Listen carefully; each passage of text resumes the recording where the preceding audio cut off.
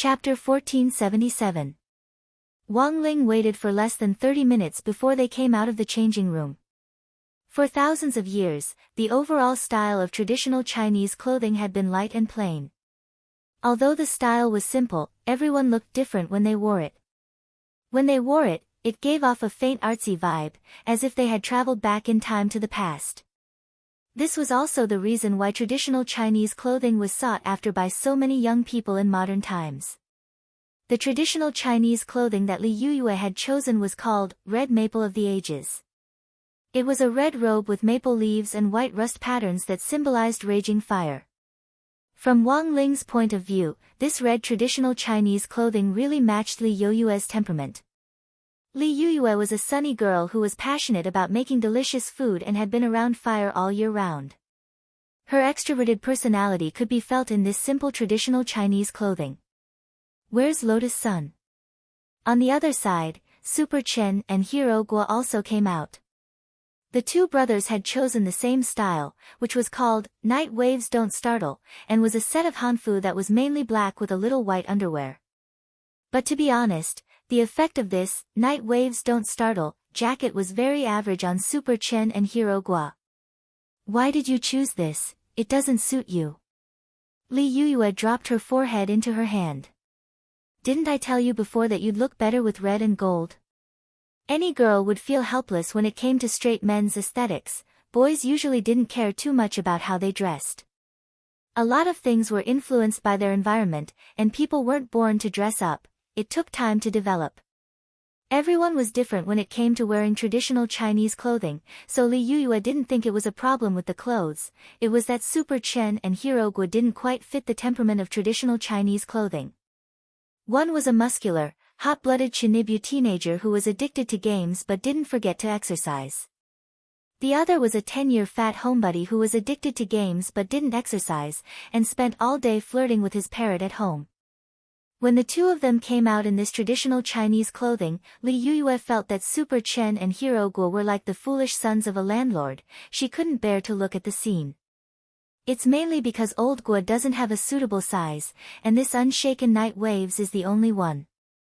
It can't be helped. In order not to embarrass old Guo, as his brother, of course I have to accompany him. Super Chen wrapped one arm around Hero Guo's neck and grinned. Of course he knew that this Han costume didn't really match his temperament, but he didn't care too much whether it looked good or not. The main thing was that Super Chen didn't have the burden of being an idol. Secondly, they weren't the main characters tonight. Moreover, even if he really found a suitable Han costume, Super Chen felt that the upper body effect was far worse than Wang Ling's. That, flying to the moon through the clouds, was really too imaginative. When Wang Ling had come out of the changing room earlier, even Super Chen had been staring at it. In essence, people would always cast their eyes on beautiful things without hesitation. Even a straight man like him had fallen for it, so it wasn't hard to understand why the girls who took out their phones to take pictures would behave in such a rude manner. So, in the locker room, he and Hero Guo had already come to a decision. Later, when they were watching the fountain show, he would find an excuse to slip away and leave the scene to Boss Sun. There were many people looking at the fountain. With so many eyes, it wouldn't be unusual for them to get separated from the crowd. At that moment, Wang Ling sighed in his heart. He knew it. These two traitors couldn't be relied on. About 3 minutes later, Lotus Sun's voice suddenly rang out. "Sorry to have kept everyone waiting." The girl was wearing a dark blue Han costume with a sparkling blue top and a spotless white skirt that was like a bright moon in a calm lake. Everything perfectly reflected the original name of this Han costume, Bright Moon Glass. Super Chen and Hero Guo's eyes were glazed. At that moment, they felt that Lotus Sun was like Lu Li who had walked out of a painting, causing their emotions to ripple slightly at first before swiftly sinking into a kind of tranquility. It gave off the sense of time stopping and the beauty of life. "How is it? Doesn't look good, does it?" Lotus Sun had a round bright moon fan in her hand. This was a small accessory that went with the Han costume. The actress shyly hid her expression as she stared fixedly at the youngster in white in front of her. Wang Ling's expression, however, didn't show much surprise, because he could actually imagine Lotus Sun in a Han costume. Clothes made the man, and clothes could indeed give a person a completely different kind of spirit, but the most important thing was that a person had to be good-looking. When a person's good looks had already reached saturation, they would still be saturation even if they changed their clothes, so Wang Ling didn't know how to evaluate her. On the other hand, Hero Gua and Super Chin sighed endlessly from the bottom of their hearts. Wang Ling, aren't you going to say something? Seeing that Wang Ling hadn't replied for a long time, Li Yuyue was a little anxious. She cleared her throat and lectured him in the tone of an elder sister. When a girl needs to be evaluated, you should. That's the most basic courtesy. Somehow, Wang Ling felt that this segment was a little like a survival test. In any case, it was a compliment. He didn't know how to say it, but he did know some truth. At that moment, Wang Ling looked at the girl and said, "She's pretty to begin with." This was indeed what Wang Ling thought was the truth, but when he said it, Lotus Sun's face instantly turned scalding hot.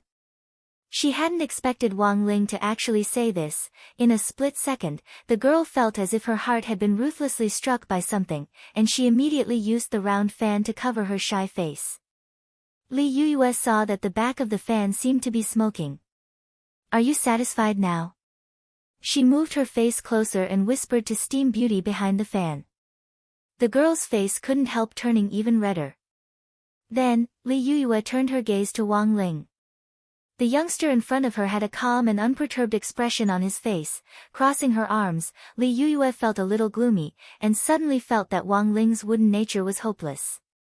She muttered helplessly in her heart, "So, he really doesn't know that he's very seductive." After everyone had changed, it was time to enjoy the night fountain show. The Dragon Spring Fountain on Ancient Street was very famous and had been around for a long time. It had been built by an emperor in the old era to please his beloved concubine. The entire fountain was the size of 2 basketball courts, and had a total of 88 bronze dragon heads, which was why it was called Dragon Spring.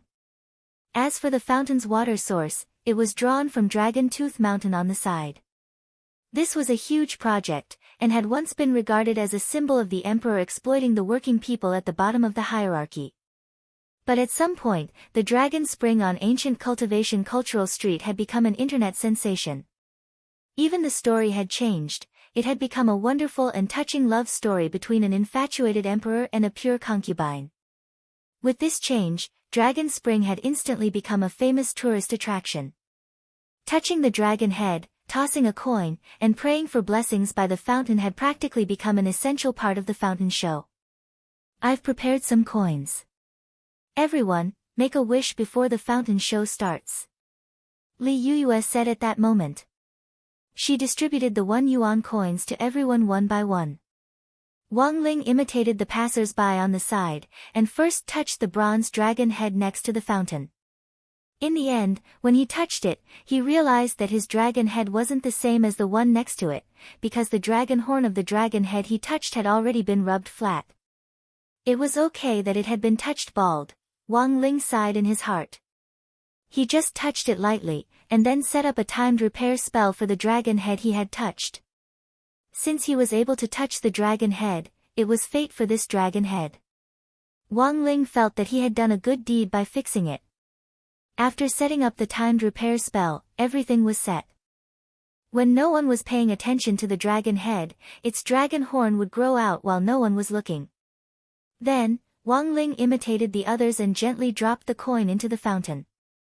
He didn't dare directly toss the coin like some people. If he used too much force, the coin would be as powerful as a nuclear torpedo. Then, it was time to close their eyes and make a wish. Wish.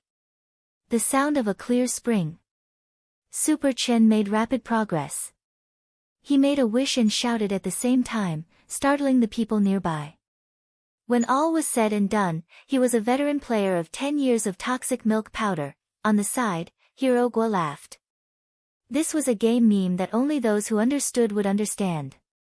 Then, he also closed his eyes and started his own wish. Looking at the pious expressions on the faces of the people around him, Wang Ling pondered his own wish.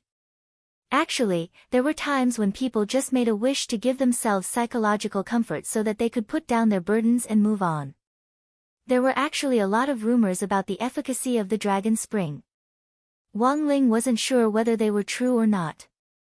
After all, businesses nowadays would do anything to hype up tourist attractions. Fabricating a beautiful fairy tale-like story was already considered kind. A while ago, a scenic spot called Sky Realm had appeared, which was claimed to be the first in the country and had been produced at a huge cost. The Sky Realm, in the promotional poster for the scenic spot, was a combination of blue sky and white clouds that looked like a dream. But in reality, the real classic was just a few mirrors covered in muddy shoe prints on a pond. This was the real difference between a buyer's show and a seller's show.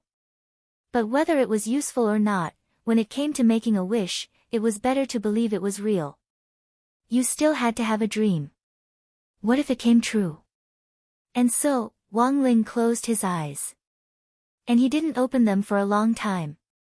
The main thing was that he had a lot of wishes. Classmate Wang Ling, you must be wishing to eat crispy noodle snacks with different flavors, right? Looking at the earnest expression on the youngster's face with his eyes closed, Lotus Sun smiled sweetly. Then, she also closed her eyes and piously made her wish to the dragon spring. Her wish was, no matter what Wang Ling wished for, it would come true, just in time. On the other side, Jua and Jiugong also arrived at the scene. They had also changed into traditional Chinese clothes and were here. What was worth ridiculing was that they were wearing the same style. They had both chosen the traditional Chinese clothes called Purple Gold Galaxy. Jiugong Ryoko had chosen the traditional Chinese clothes in the changing room and hadn't gone through with Jua earlier. Even under these circumstances, it was still a coincidence. The pattern of the male version of the Purple Gold Galaxy were different from the female version. However, the highly similar color scheme made them look like a couple when they stood next to each other. Was it a coincidence? Of course not. There were so many styles of traditional Chinese clothes. How could they possibly choose the same one?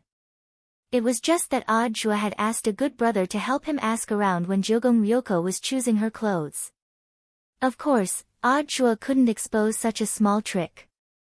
As soon as he came out, he had a flabbergasted expression on his face as he lamented that his and Jiugong Ryoko's train of thought were similar, and even embellished the story with phrases like, a match made in heaven, and, a telepathic connection. This had directly caused the girl's face to flush red until now. Of course, in this case, she just needed to change into a new set of traditional Chinese clothes. But Jiugong Ryoko felt that since there was nothing between them, there was no need to hide it too much, and it was better to be more open. To be honest, she didn't know why she had thought of that magical logic at that time. It wasn't until she was wearing the same style of traditional Chinese clothes as Jua on the street that Jiugong Ryoko wanted to slap herself. I'm telling you, don't get too close to me, it's too easy for people to misunderstand. Jiugong Ryoko muttered by the fountain. There was a hubbub of voices nearby, but it was very easy for Jua to distinguish Jiugong Ryoko's voice among them. But he deliberately pretended not to hear her, and just smiled at the girl in front of him. What? He was a little taller than Jiugong, and from this angle, this girl's slightly soft and cute voice was like a cat's paw, tickling Jua's heart. I'm telling you, don't get too close to me, otherwise people will misunderstand. Jiugong Ryoko tried to speak a little louder. What? You want me to get closer to you? Okay. Shameless, the corners of Jiugong Ryoko's mouth twitched. She was sure that Jua had heard her 100%, and was definitely teasing her. The girl clenched her fists with all her might, trying not to flare up. Then, she straightaway stood on tiptoe, intending to speak directly into Jua's ear. At this distance, this old liar would definitely hear her. But what Jiugong Ryoko didn't expect was that just as she stood on tiptoe, Jua also lowered his head, intending to fish out a coin from his pocket. At this moment, the foreheads of the two of them lightly touched each other. In an instant, Jiugong Ryoko blushed beyond belief. She abruptly turned her back on Jua. What's wrong? No, nothing, am I too close? Forget it. There are too many people, let's just do this. After saying that, the girl added, when there are fewer people, stay away from me immediately, got it, got it.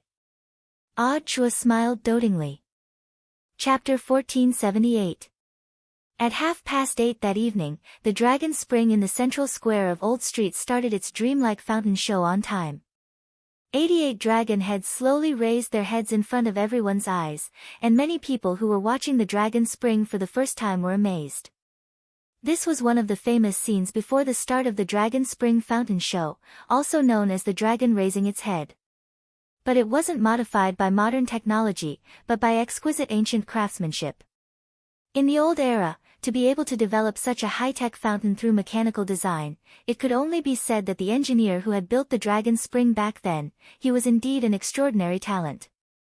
However, there was still no definite answer to the question of who the creator of the Dragon Spring belonged to, and history experts debated endlessly.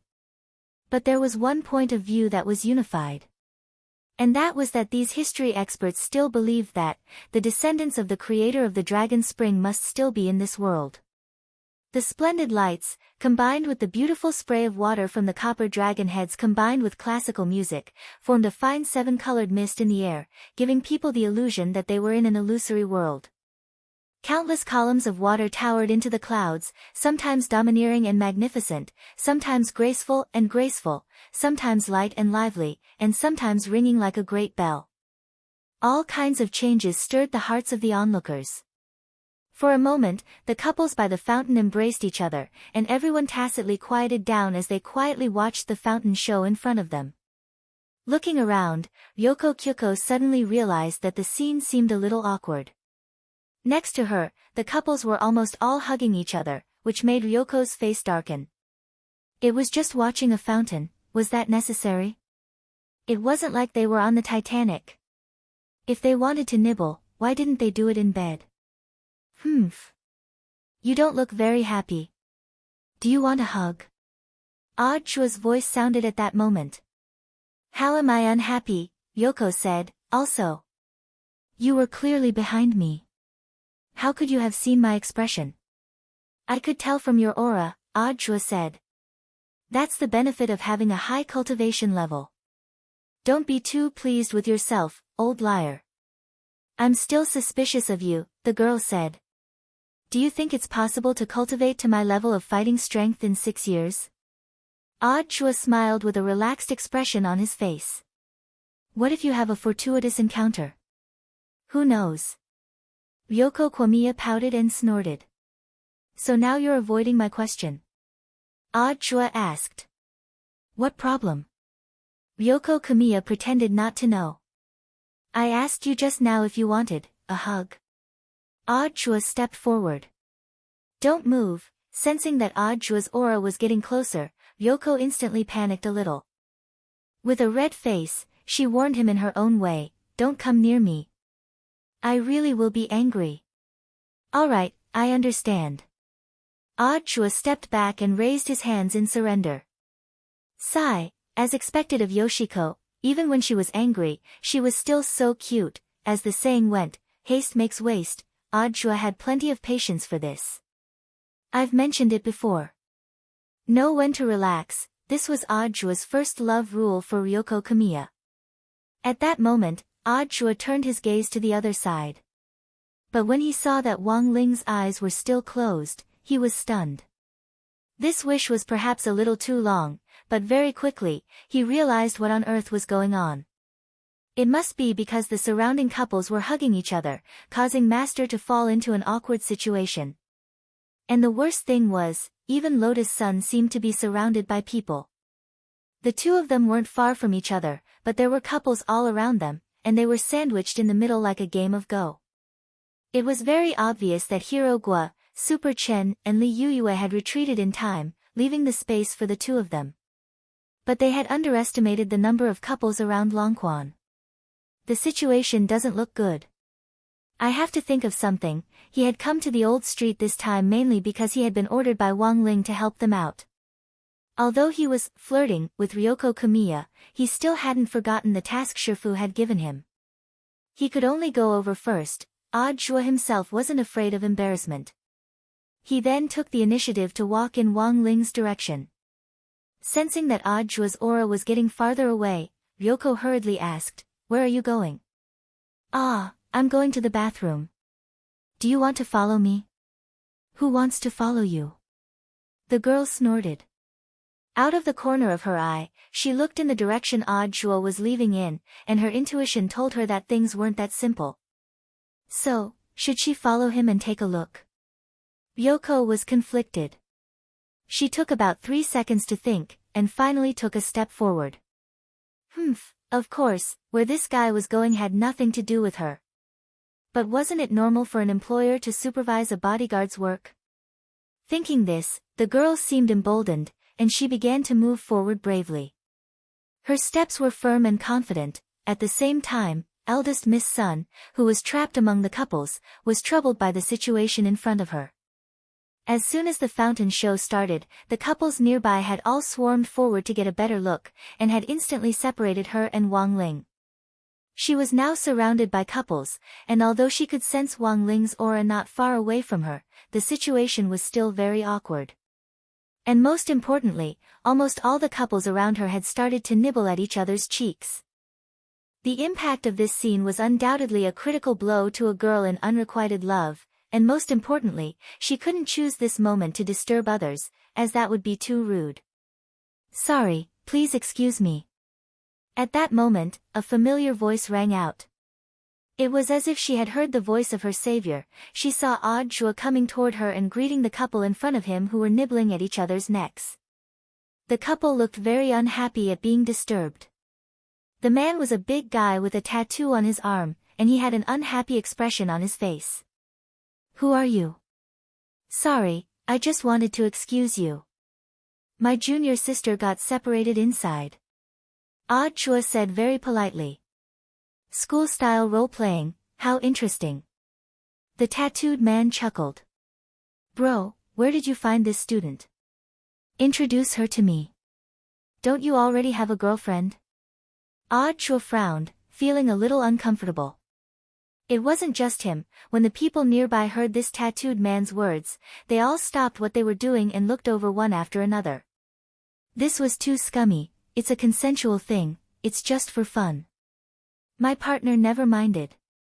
Saying this, the tattooed man lifted his girlfriend's chin, a fierce light in his eyes.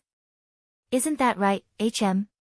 The girl lowered her head, not daring to look him in the eye. Audrey could clearly sense that she was afraid. Perhaps even the matter of becoming her girlfriend had been one-sidedly coerced by the other party. Audrey didn't have any proof of this, so he didn't care, but the man in front of him was really hateful. Unfortunately, this was a public place, and it wasn't convenient for Audrey to make a move. After all, he was still a public official. Although the other party was hateful, if he made a move here and someone filmed it and posted it online, who knew what kind of trouble it would cause? Sorry, excuse me. At that moment, he heard Lotus Sun's voice. Because of Audrey's intervention, the couples around them stopped what they were doing and turned their gazes over to watch the show. Lotus Sun hurriedly seized the opportunity to circle around to Audrey's side from another direction. Audrey hadn't expected that his goal would actually be achieved just like that. He had wanted to go over and pull the girl out, but hadn't expected to indirectly resolve the situation instead. Lotus Sun had heard what the tattooed man had said earlier. As a girl, she was naturally very unhappy. She stared at the tattooed man and tried hard to restrain the sword chi that was ready to burst out of her. You'd better correct your attitude. What? Is this the junior sister you were talking about? The tattooed man was amused and looked at Audrey. She's not bad looking, like an idol star. How much for a night? When he said this, a lot of people nearby felt a surge of anger in their hearts. Quite a few boys in the crowd had already rolled up their sleeves and were ready to gang up on him. Then, he plopped down on a certain bronze dragon head that had been touched bald and sneered. Today, I'll be sitting here. I want to see who dares make a move on me. The tattooed man had a high and mighty attitude. As he sat, he pulled his girlfriend to him and held her tightly with one arm. It seemed to be a threat, and many of the young men who wanted to step forward and beat him up hesitated. They were worried that if they pushed too hard, this scumbag might hurt the girl. He's really too arrogant, this is too much, that girl must have been coerced. Should we call the police? But he hasn't done anything yet, there's no point in calling the police, right? Hey, is there no one who can come out and punish this scumbag? The girls around them were also very angry, and then they closed their eyes and started to make wishes to the dragon spring. Ah! Then, in the next moment, the tattooed man screamed like a pig being slaughtered. What was going on? One by one, the girls who had been making wishes opened their eyes. The tattooed man, who had been so smug earlier, had fallen down in front of the dragon spring, clutching his butt. 2 bloody holes had appeared in his butt from the dragon head's horns. What the hell? Everyone's eyes were filled with horror.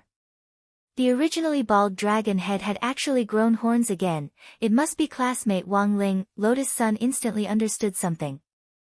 With a smile on her face, she instantly felt much better. As expected of Shifu, Audiobook couldn't help laughing. He then gently tugged at the corner of Lotus Sun's hanfu and said in a low voice, "Junior Lotus Sun, there are too many people here. Shifu has already gone out. I think he has something for you." "Ah. Wang Ling, he wants to give me a present." The girl was pleasantly surprised. "You'll know when you go out and take a look. Let's go." Audiobook smiled, then took the girl's hand, intending to lead her to where Wang Ling was. This scene was witnessed by Kyuya Ryoko. Chapter 1479. The tattooed man's situation was even worse than everyone had imagined. The dragon horn was a little long, and it had directly pierced through his butt. Furthermore, the angle at which the dragon horn had grown was too tricky. Everyone couldn't help sighing in their hearts. This was probably the legendary "ball will burst." The originally bald dragon head suddenly grew 2 pairs of horns as it punished the scumbag in front of everyone. Such a scene could not be said not to be gratifying. A lot of people at the scene were alarmed by this miraculous phenomenon. A lot of materialists didn't believe in making wishes to begin with, but after seeing this scene with their own eyes, they all threw their coins at the dragon spring and piously made wishes. And so, the second wish ceremony began. The scene was dead silent. Everyone put their palms together, faced the dragon spring, and closed their eyes to pray. But no one called an ambulance. The tattooed man lay on the ground with his butt sticking out in the air. His face was pale from the pain, but he already had no energy left to speak.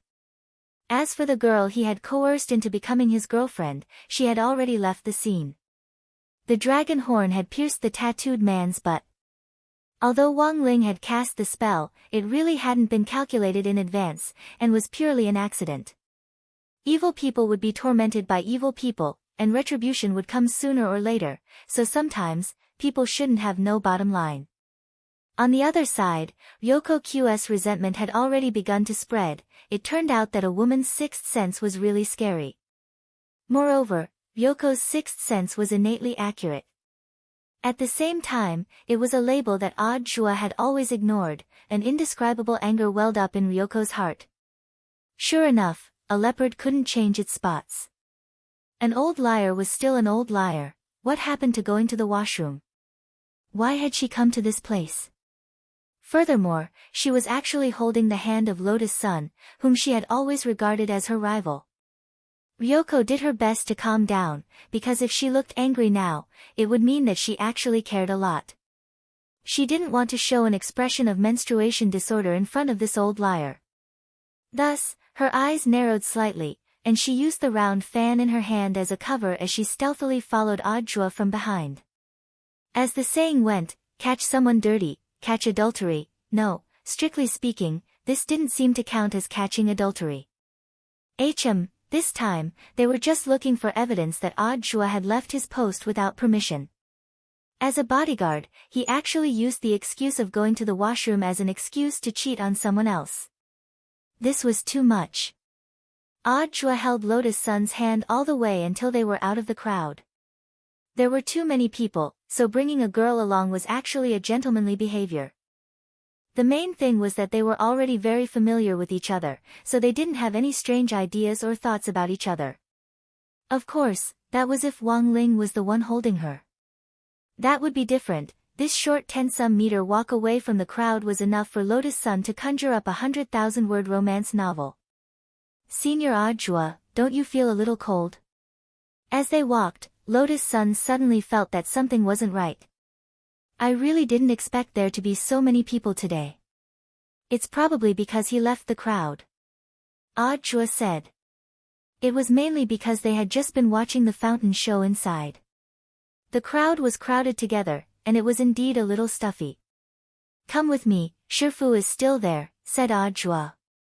He had nothing else on his mind now, and just wanted to bring his Shifu over as soon as possible, and then quickly return to Kyoyoko's side. The direction they were heading in actually happened to be in the direction of the washroom. Ajua had calculated the time it would take to get there and back. It was a pity that the incident with the tattooed man had delayed them a little. Otherwise, he would have brought the girl there long ago. As the two of them moved forward, Kyoyoko stealthily followed them. She knew that Ajua could sense her aura, so she didn't dare get too close, and just observed what was going on in front of her from a distance. Halfway there, Lotus Sun suddenly stopped. Senior Ajua, did you hear something? I think I heard someone talking about me. No way. Then, Ajua also paused. It's coming from the southeast. Lotus Sun frowned slightly. Carefully distinguishing the sound, he finally confirmed its direction. It was coming from 2nd Street, the ancient cultivation cultural street.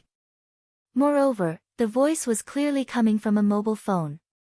It was a person communicating with the person on the other side of the phone. When on earth can we send the blackmail letter? There's no hurry. Eldest Miss Sun is a valuable hostage. Keep an eye on her, we'll be there soon. I wonder how much Wagwa Water Curtain Group is willing to pay to ransom her, hee. What about this guy who was caught with us? Did you see his face? Yes. At that moment, the voice of the person on the other end of the phone suddenly turned gloomy. There's no other way. Find someone to take him to a deserted place and kill him. Make sure he's clean. Got it, that was the end of the call. I've been caught. Both Lotus Sun and Ajua were baffled. The kidnappers of unknown origin hadn't expected Lotus Sun, who was standing several hundred meters away, to hear their conversation loud and clear. Amplifying one's hearing was actually very uncomfortable, because all kinds of sounds entered one's ears. In fact, it was an instinctive reflex. The girl had heard the term eldest Miss Sun many times, so she naturally reacted. At first, she thought that someone was talking about her, and out of curiosity, she amplified her hearing. In the end, after some probing, Lotus Sun realized that she seemed to have learned something incredible. Frowning, Ajua suddenly thought of something. I think they might have caught the wrong person, that's right. It's classmate Jiang. Lotus Sun quickly understood. Classmate Jiang does look a little like me, then there's no mistaking it. At that moment, Ajua opened his eyes. I know. Classmate Jiang brought brother Wei Ji here today, but their auras have already disappeared. They've probably been locked up somewhere by these kidnappers. Then what do we do now? Lotus Sun was a little anxious. There's no other way. Junior Lotus Sun, hurry and meet Shifu. Leave this matter to me, Ajua said at that moment. The situation was critical, and he was about to move, when the girl pulled him back. Senior, wait. Do you have something to tell me? I think I should handle this matter, Lotus Sun said. She actually didn't like Jiang Yingying very much because she kept trying to get close to Wang Ling. But if she put Jiang Yingying in danger, that wasn't what Lotus Sun wanted to see. Since this group of kidnappers had been after her from the beginning, as long as she went over, maybe they would give up on hurting Jiang Yingying and Wei Ji. In any case, these kidnappers probably couldn't hurt her. After a few seconds of silence, Ajua finally respected the girl's opinion. Very well, then be careful, junior sister. I'll leave classmate Jiang Yingying to you. I'll explain the situation to Shifu. I'll be back soon. Lotus Sun nodded, then quickly ran in the direction she had heard earlier. When Ajua came back to his senses, there was only the alluring figure of a young girl left in front of him. But at that moment, he noticed that the air around him seemed to have turned colder. Behind him, Kamiya Ryoko secretly narrowed her eyes as she watched him from a distance. The hidden bitterness emitted from it was so cold that no one dared to get close to it. Kamiya Ryoko didn't know whether this little friend had a lot of questions. But right now, there were indeed a lot of questions. She wanted to know who on earth that Jiang Yingying was. Listening to Ajua's tone and how he called her a classmate, she should also be a girl studying at number 60 high school. Ha! A liar was still a liar. While watching the fountain show, he had actually hooked up with 3 junior sisters in a row. Shameless. Big liar. At that moment, Kamiya Ryoko finally couldn't take it anymore and shouted angrily at Ajua's back in the distance. Chapter 1480. This roar startled countless gazes on the old street and turned towards Komiya Yoshiko. The girl was so angry that her breasts bulged, even though she didn't have breasts that could rise and fall. Ajua had never seen Kamiya Ryoko so angry. She must have roared with all her might. Perhaps to Kamiya Ryoko, the lethality of this roar was as shocking as a battlefield roar. But Ajua wasn't afraid at all. Yoshiko was so cute that he liked her even when she roared. But Ajua had miscalculated when Kamiya Yoshiko caught up with him. He was too focused on helping his master out of trouble and guiding his mistress to meet up with his master. Due to a moment of carelessness, he didn't even notice that he was being followed. Although he wasn't afraid of the girl's roar, when he saw the tears in the corners of Kamiya Ryoko's eyes, his expression instantly turned serious. From the looks of it, the problem was rather serious. This little girl is really angry. Sighing silently in her heart, Ryoko Kamiya turned around and ran in the opposite direction. Seeing this, Ajua dashed forward to give chase. "Jiu Gong!" He shouted as he ran, not because he was afraid of anything, but because he was worried that the girl would hurt herself in the crowd. As he chased after the girl, for some reason, Ajua felt a sense of déjà vu from a TV series. There seemed to be such a chase scene in many youth blockbusters. It was just that Ajua hadn't expected that when his youth had already expired, he would still have to chase after a girl in front of so many people. Thus, in the next 20 minutes, as Ajua chased after her, Kamiya Ryoko ran at the same time. He could catch up with her, but he was afraid that if he ran too hard, he would hurt her. After chasing for a full 8 streets, from the 2nd street to the 10th street area, the girl in front of him finally stopped. Because Kamiya Ryoko suddenly realized a problem. That was, even though Ajua's realm was higher than his, there was still a huge gap between their physical abilities. That was to say, if she continued to run, she would run out of strength, and Ajua would catch up to her sooner or later. Only God knew if this old liar would do something strange when his physical strength was damaged. In fact, after running for so long, Ryoko had calmed down a lot. Because in essence, she and Ajua only had an employer-employee relationship. Even if this old liar had a messy private life, it had nothing to do with him. As the employer, the most she could do was condemn this kind of behavior from a moral point of view. "Classmate Jogong, you're not running anymore?" Ajua asked with a smile. He chased all the way to 10th Street, and there were significantly fewer people around. The closest witness to them was a fruit stall owner who was nibbling on a watermelon. To be honest, Ajua hadn't expected a girl with such a flat chest to actually be able to run so fast. From a fluid dynamics perspective, the streamline of a flat chest wasn't outstanding, so it should have increased air resistance. But after thinking about it, he instantly understood. Perhaps it was because it was too flat, causing the quality to decrease. Under normal circumstances, Ajua would definitely use this as a joke, but now clearly wasn't the time. The girl in front of him didn't seem so angry anymore, but Ajua still sensed a hateful gaze from Kamiya Ryoko, just like when she had come to the headmaster's office to question him a few days ago. Ryoko Kamiya crossed her arms, and her voice reverted to that of a cold young lady. "Junior son, Junior Jiang. How many junior sisters do you have?" Hearing this, Ajua actually wanted to laugh a little in his heart. Because the smell of jealousy was really too strong. But the girl in front of him didn't seem to realize it. Why did he like this girl so much? I think classmate Kamiya must have misunderstood something, Audra said. I used the excuse of going to the washroom to look for junior sister Lotus Sun on the way. But at the time, junior sister Lotus Sun was squeezed among the couples and looked very troubled. That's why she asked me to do her a little favor and bring her out. The people on the side were all kissing, and girls are shy and didn't want to disturb them. This is also to return a favor. For the election. Kamiya Ryoko snorted. Yes, it's to return a favor, but it's actually a favor from classmate Kamiya, Audra said.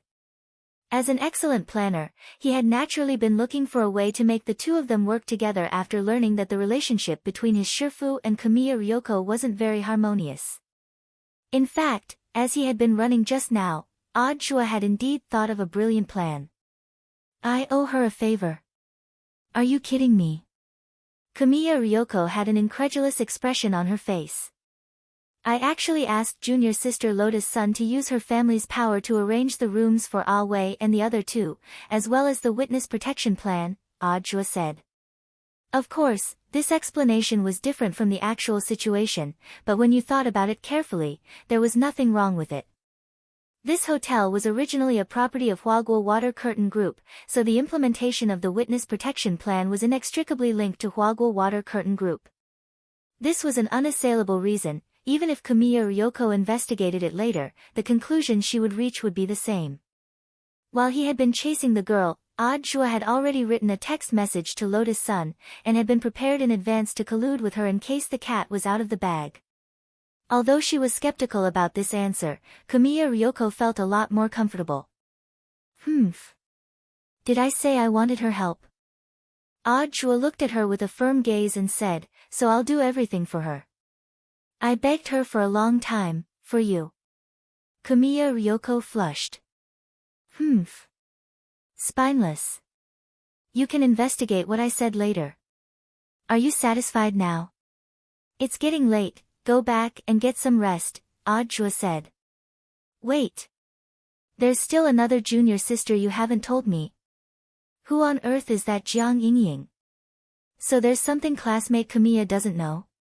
Audra said, according to the clues I just received, classmate Jiang Yingying has been kidnapped.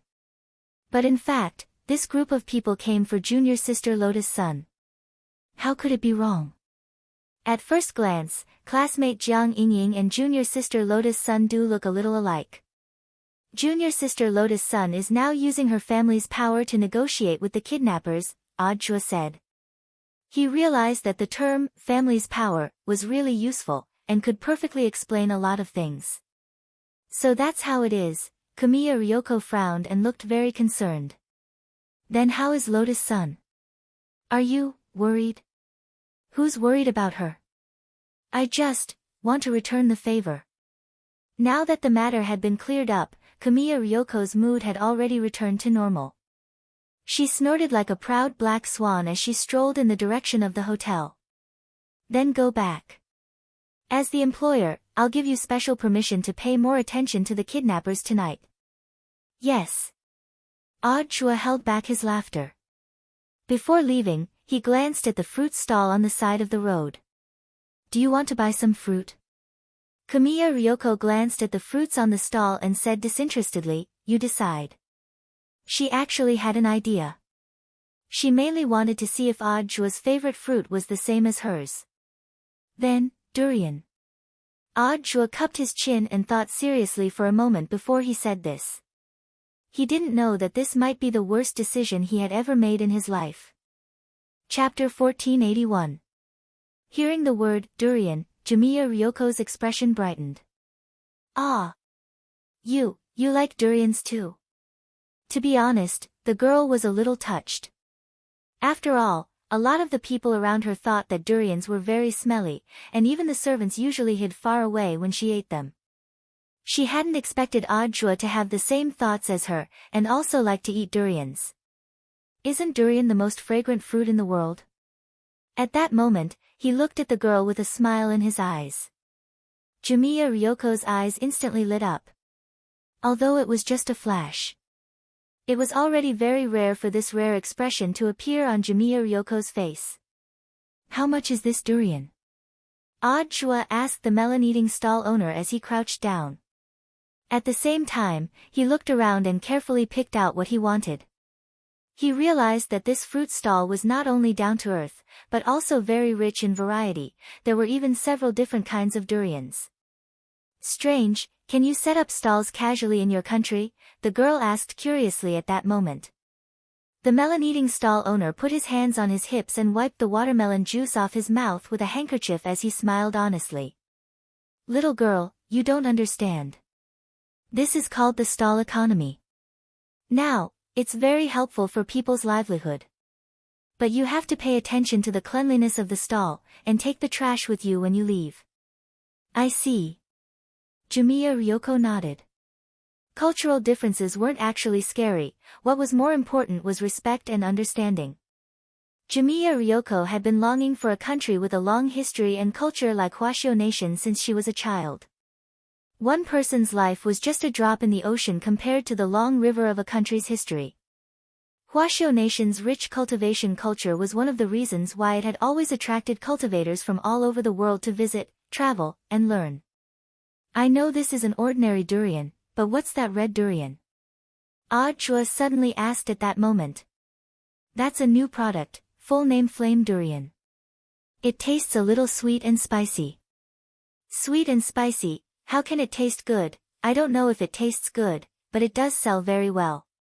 The melon-eating stall owner looked at Odd Chua and took the initiative to tell him the truth. "Actually, a lot of people buy this flame durian to kneel for their men at home. If they break the skin on their knees while kneeling, the spiciness of the flame durian will directly penetrate their skin." "I see." Odd Chua smiled. "Then it's fine. The main thing is that I've never tried this new item before, so I'll just have a normal one and a new one. Just pick the biggest and freshest one for me." "All right." With a shout, the stall owner skillfully packed up the items for Odd Chua to take back. On the way, Kamiya Ryoko suddenly thought of something. She looked at Odd Chua and asked, "Well, you should be able to split a durian with your bare hands, right?" "Of course." Odd Chua laughed. Furthermore, this was in front of Kamiya Yoshiko, which made him seem a little light-hearted. "Given my current fighting strength, I can do more than split it with my bare hands. When I get back, I'll kneel for you." "You can break a durian?" Ryoko raised her eyebrows. "Of course." Odd Chua was very pleased with himself. Little did he know that this was probably the second wrong decision he had made in his life. Elsewhere, Lotus Sun, dressed in a blue and white hanfu, was swiftly approaching her destination. Enveloped in the faint moonlight, the young girl looked even more brilliant. She was like Luli under the night sky, her whole body exuded a moving spirituality, and anyone who saw her couldn't help taking a second look. Unfortunately, Wang Ling wasn't by her side now. The young girl could only be beautiful on her own. She was a little anxious. If she couldn't resolve Jiang Yingying's matter, she wouldn't be able to reunite with Wang Ling.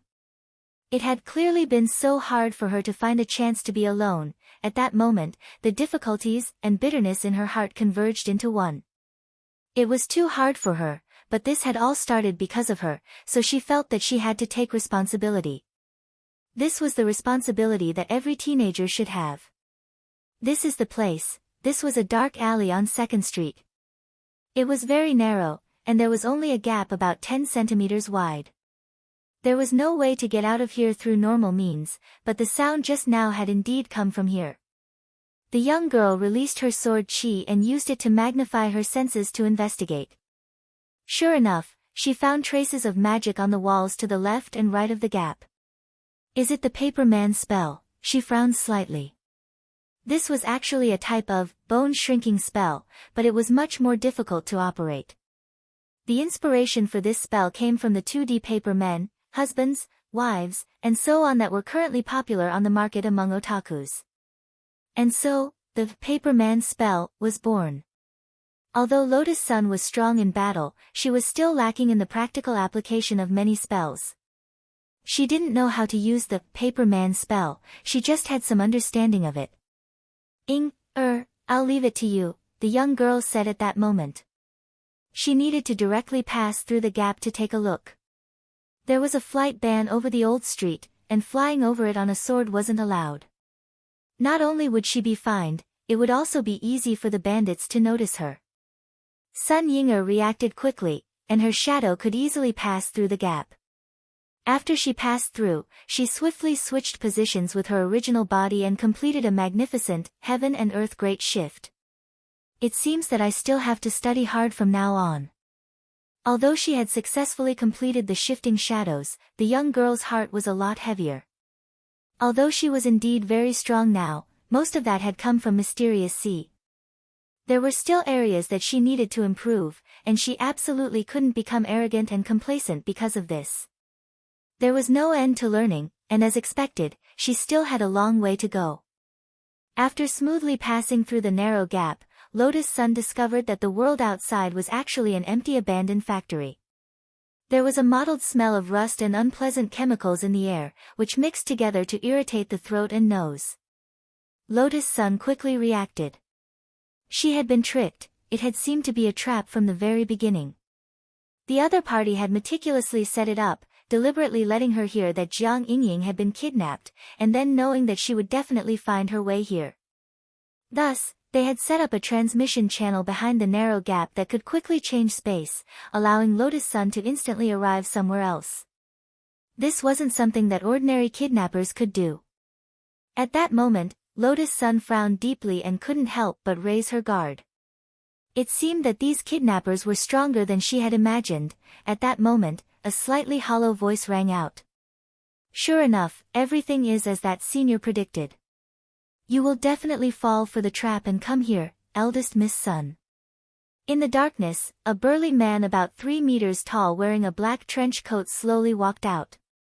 He held a large knife in one hand, and in the other was the unconscious Jiang Yingying, who was held up like a little chick. Lotus Sun sensed the aura of this burly kidnapper and felt that his scent was a little strange.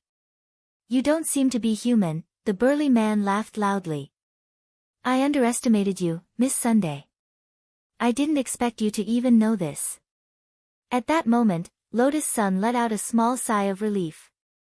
If he wasn't human, this was indeed a great relief. Because killing aliens wasn't illegal. Chapter 1482. After realizing that his identity had been exposed, this burly 3-meter-tall man finally took off his human skin coat. This was a special painted skin that could hide his true form without being discovered. The 6 main heavenly Dao in Heavenly Court also had the same thing. The human skin coat that Death Heavenly Dao was wearing as number 60 high school's colonel in the mortal world was probably the same as the one this alien was wearing. This was a very powerful disguise that ordinary cultivators wouldn't be able to tell. If it wasn't for Mysterious Sea, Lotus Sun might not have sensed anything unusual. The moment the human skin coat was torn off, 2 huge silver horns instantly sprouted from the 3-meter-tall monster's scalp. These silver horns were densely covered in whorls and gave off a strange luster as they curled backwards.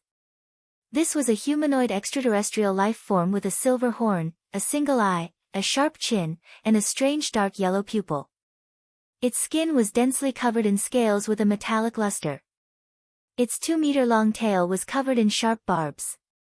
Looking at the creature's true form, the girl couldn't help feeling a little stunned. This was because the creature's chest was actually transparent, and inside it was something that shone like a crystal. What on earth is this?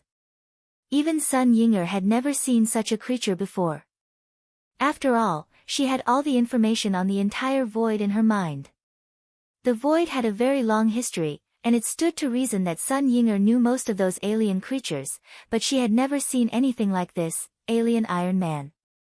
That was right, the more she looked at it, the more she felt that the thing glowing inside the creature's transparent chest was, just like Iron Man's energy reactor.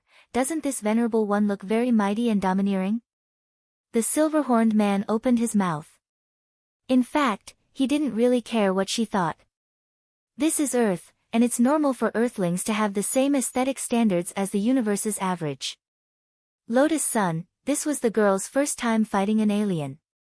Because she didn't know what the other party was up to, the girl's expression was especially cautious. But judging from the other party's understanding of her, she could roughly infer that the senior this alien was talking about might be Peng Shiren from a while ago. Lotus Sun remembered that she had witnessed everything the last time she hid in Wang Ling's inner world. It was still vivid in his mind. The young man who had suddenly jumped out to cause trouble had almost been killed by Wang Ling. Later, he thought that he had successfully taken the old Rubik's Cube from Earth and returned to the infinite galaxy. Then, she heard that there seemed to be a huge explosion in the depths of the infinite galaxy. Perhaps Peng Shiren and that sealed creature were both dead. However, judging from the current situation, the other party was not only safe and sound. They even sent narcissistic aliens from the infinite galaxy. I'll just get rid of him. At this moment, Lotus Sun closed her eyes slightly, already planning to summon Mysterious Sea. Although she really wanted to know the relationship between the silver-horned alien and Peng Shiren, it was unrealistic to consider capturing the alien alive in such a situation where human lives were at stake. Because she didn't understand this silver-horned alien at all. Jiang Yingying and Wei Zhi's safety came first. The simplest and crudest way to save the two of them was to kill the alien. Miss Sun, I like the look in your eyes. I also admire your courage. You're clearly only at the foundation establishment stage. In my hometown, you're less than a speck of dust, said the silver-horned creature. Enough nonsense. Lotus Sun frowned. So, you don't even care about your friend's life? The silver-horned creature sneered, completely disregarding the girl in front of him. I promise you, if you do anything, you'll definitely regret your stupid actions later. The silver-horned creature was very confident, because he knew very well who on earth stood behind him. That was Dao ancestor Wang's only true disciple. It was also because of Peng Shiren that the alien race, which had originally declined, had collectively completed their evolution and become a higher life form. Peng Shiren had asked him to capture Lotus Sun alive if he could. But because the gap in strength was too obvious, the silver-horned creature was worried that if he took action, this Earth girl who was only at the foundation establishment stage might directly turn into ashes and die. Using her good friend to threaten her was perhaps the safest and most reliable way to capture her alive. Leave with me, and I promise I won't hurt you. You can also save the lives of your two friends. The silver-horned creature laughed. But if you resist, you know the consequences. With your low realm, I'll crush this girl's head the moment you attack. Let's see if you're faster or if I'm faster. Then, can I ask another question? Of course. If you have any other questions, just leave with me, and I can answer them, the silver-horned creature said very politely. You should have accomplices, right? Are they also aliens? Lotus Sun asked. Lotus Sun asked. The silver-horned man said, in fact, many aliens have come to Earth before. They wear human skin and perfectly hide among humans to carry out their activities. For example, the Scions, the Nacheks, and the Ennead square root. My race has been lying dormant on Earth for a very long time, but they're still in their old forms. I promised them that after completing this mission, I would help them achieve evolution. Hearing this, Lotus Sun sighed inwardly. In fact, she hadn't wanted to know that much at all, and she didn't know if it was because she was overly confident in herself and wanted to show off. Sometimes, those who thought that they were strong liked to talk a lot of nonsense before a battle, spilling out some inexplicable information. Perhaps this kind of person really felt that the opponent they were facing posed no threat at all. So there was no harm in saying a little more. Alright, thank you for your information. And welcome to Earth. At this moment, Lotus Sun gazed at the silver-horned creature in front of her and smiled. Human lives were at stake, and there was no time to lose. The silver-horned creature had thought that the girl in front of him had completely given up. Just as he was feeling relieved, he saw her suddenly summon an azure spirit sword. 10% alluring sword, and, she didn't draw the sword directly, but just flicked the sheath with her thumb, revealing a small crack. Buzz! In the blink of an eye, a sliver of Mysterious Sea's sword chi seeped out from this crack. The power of the alluring sword was too great, and this was the sword chi that the girl had used in combination with the actual situation. It should be enough to deal with the silver-horned creature in front of her. You're courting death. The silver-horned creature hadn't expected the girl in front of him to be so stubborn. He flew into a rage out of humiliation, and killing intent radiated from his single yellow eye. At the same time, he was exerting force in his hand. If Lotus Sun dared to make a move, he would immediately crush the head of this girl surnamed Jiang. The silver-horned creature was a man of his word. But at this moment, a strand of blue sword chi, as thin as a gossamer thread, pierced through his chest. The silver-horned creature stared in disbelief at this scene. Mysterious Sea's azure sword chi had pierced through his chest, and along his chest, his entire body was rapidly freezing, 10% alluring sword, and absolute 0. This was a powerful control-type ability that Mysterious Sea had recently comprehended. It was to ensure that the concentrated sword chi wouldn't be able to deal a fatal blow, and at the same time, provide a second layer of insurance. Anyone hit by Mysterious Sea's absolute 0 sword chi would instantly freeze up just like this. Slash.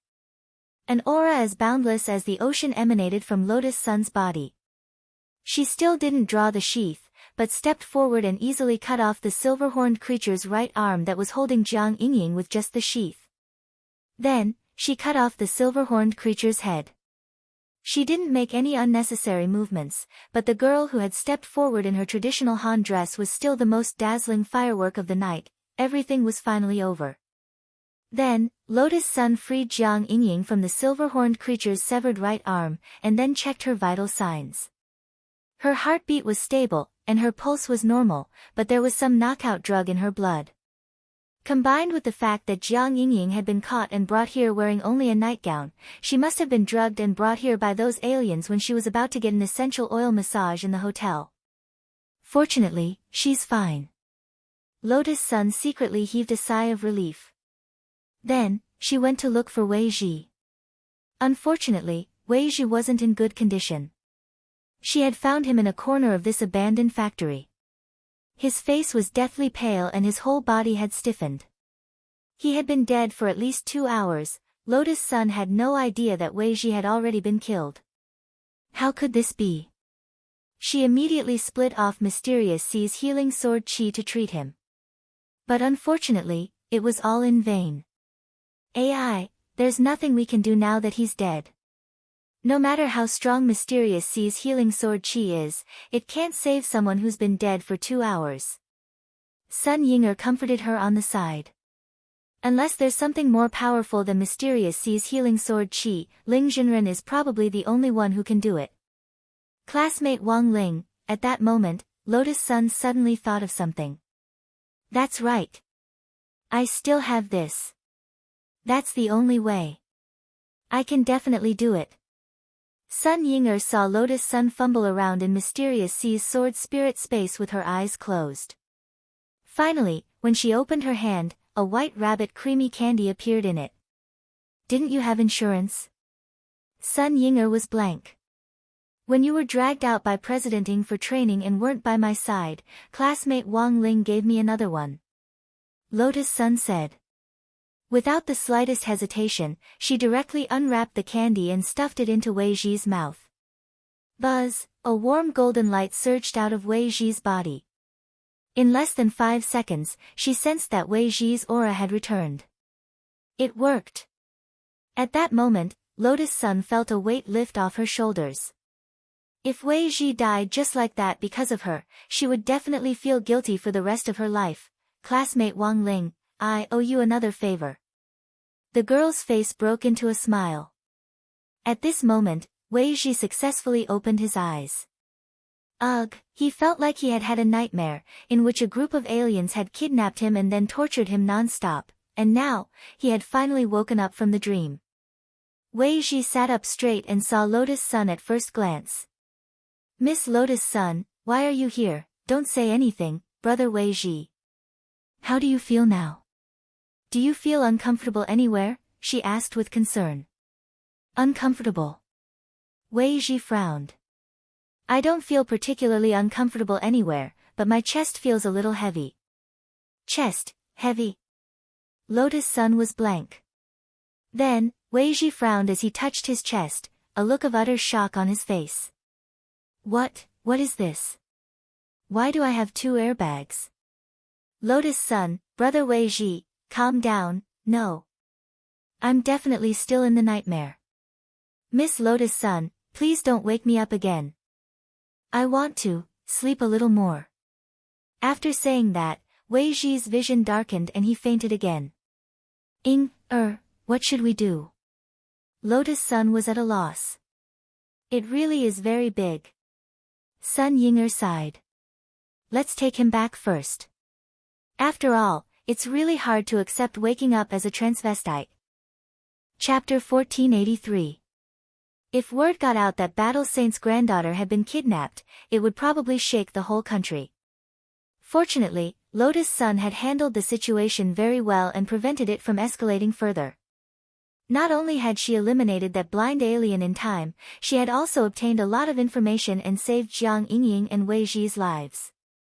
But right now, she was still more worried about Wei Ji's condition. Although Wei Ji had been rescued, the situation was indeed a little unexpected. The main thing was that those 2 things were really too big. Lotus Sun felt that they were even bigger than the master of Shadow Stream whom she had arrested back then. But it wasn't practical to send him to the hospital in this situation. After that, Lotus Sun settled Jiang Yingying in the hotel and arranged for a female private doctor she trusted to take care of her. After that, he took Wei Ji back to his room and immediately contacted Audiobook to check on the situation. When they met, Lotus Sun smelled durian on Audiobook. Senior Zhua, did you eat durian?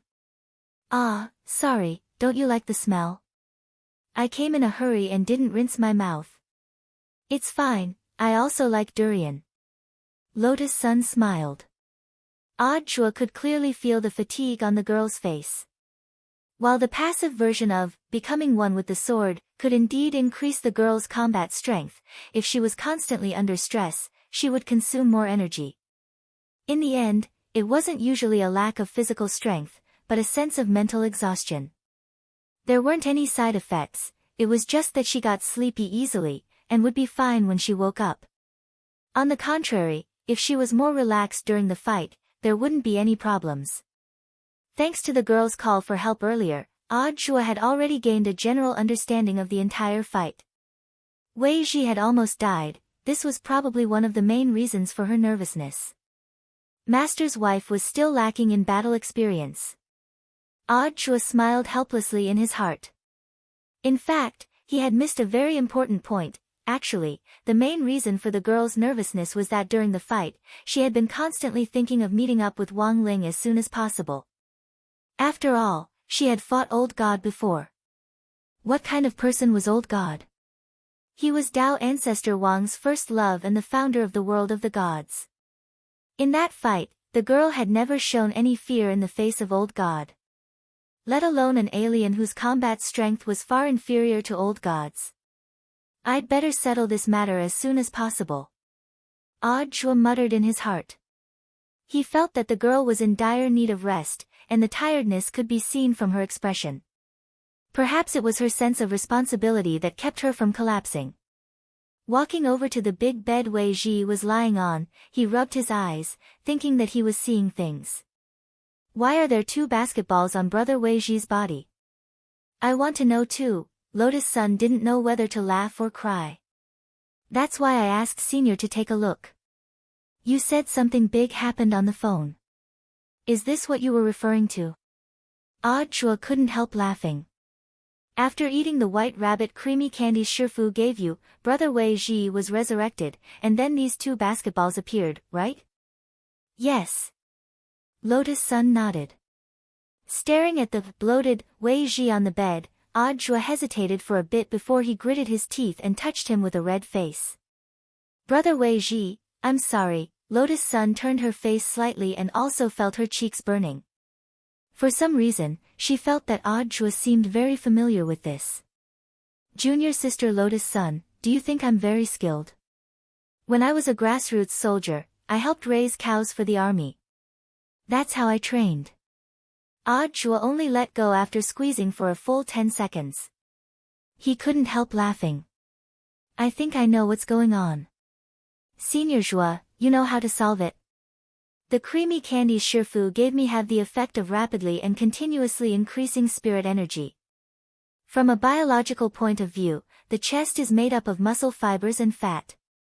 But the reason for Brother Wei Ji's bloated body is something else. Cupping his chin, Zhua analyzed, after Brother Wei Ji died, a large number of cells in his body died, and at the same time, his blood stopped flowing because his heart stopped beating. The proteins in his blood started to decay, and eventually evaporated as water evaporated. Brother Wei Ji was indeed beyond saving at first, but fortunately, junior sister Lotus Sun treated him in time. The spirit energy provided by Shifu's creamy candies is different from ordinary spirit energy. Apart from assisting in cultivation, it also has the effect of repairing bodily functions. It's divided into spirit energy molecules for cultivation and spirit energy molecules for repair. Spirit energy molecules for cultivation are released slowly and continuously, so they won't accumulate. But it's different when it comes to repairing spirit energy molecules.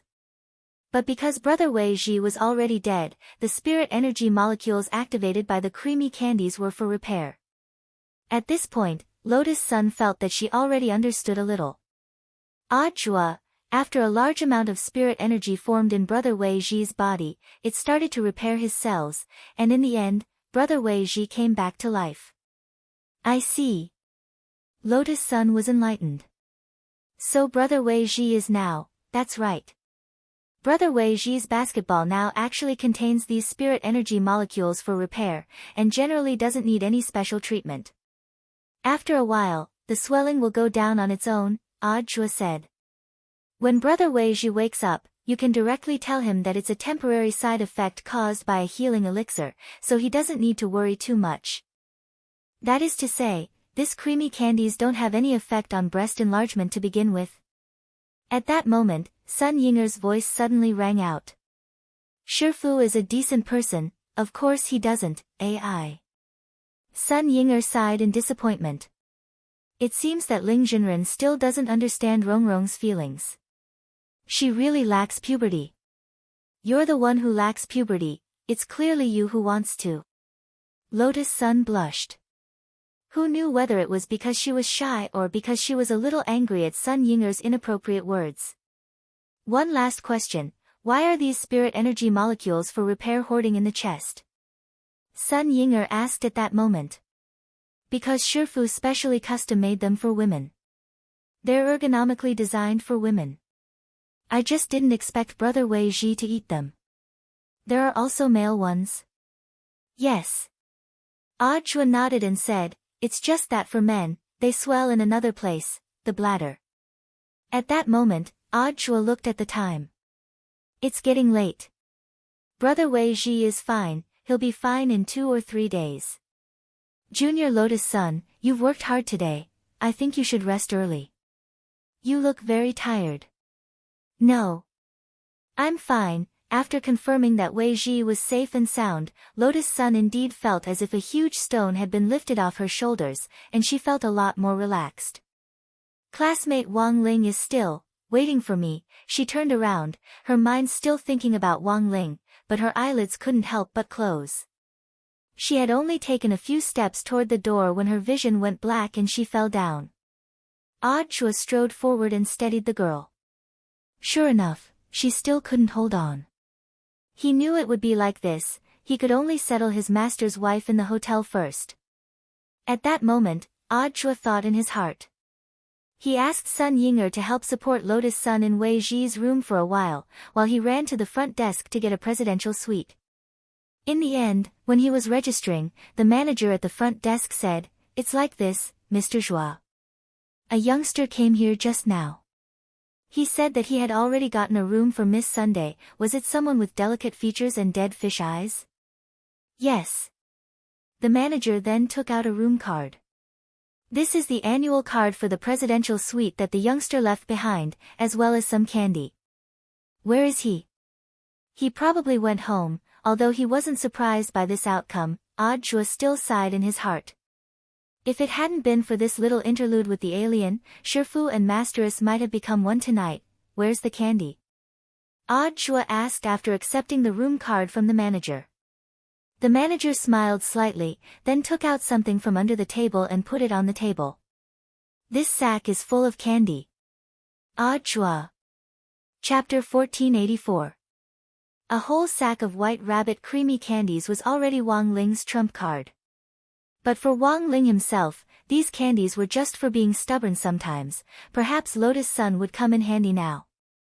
Earlier, she and Golden Lamp had put on a show together to deliberately make Peng Shiren think that she had successfully retrieved Dao ancestor Wang's heavenly Dao magic cube. Later, there had been a huge explosion in the sealed area of Infinite Milky Way, and the entire sealed area had been destroyed.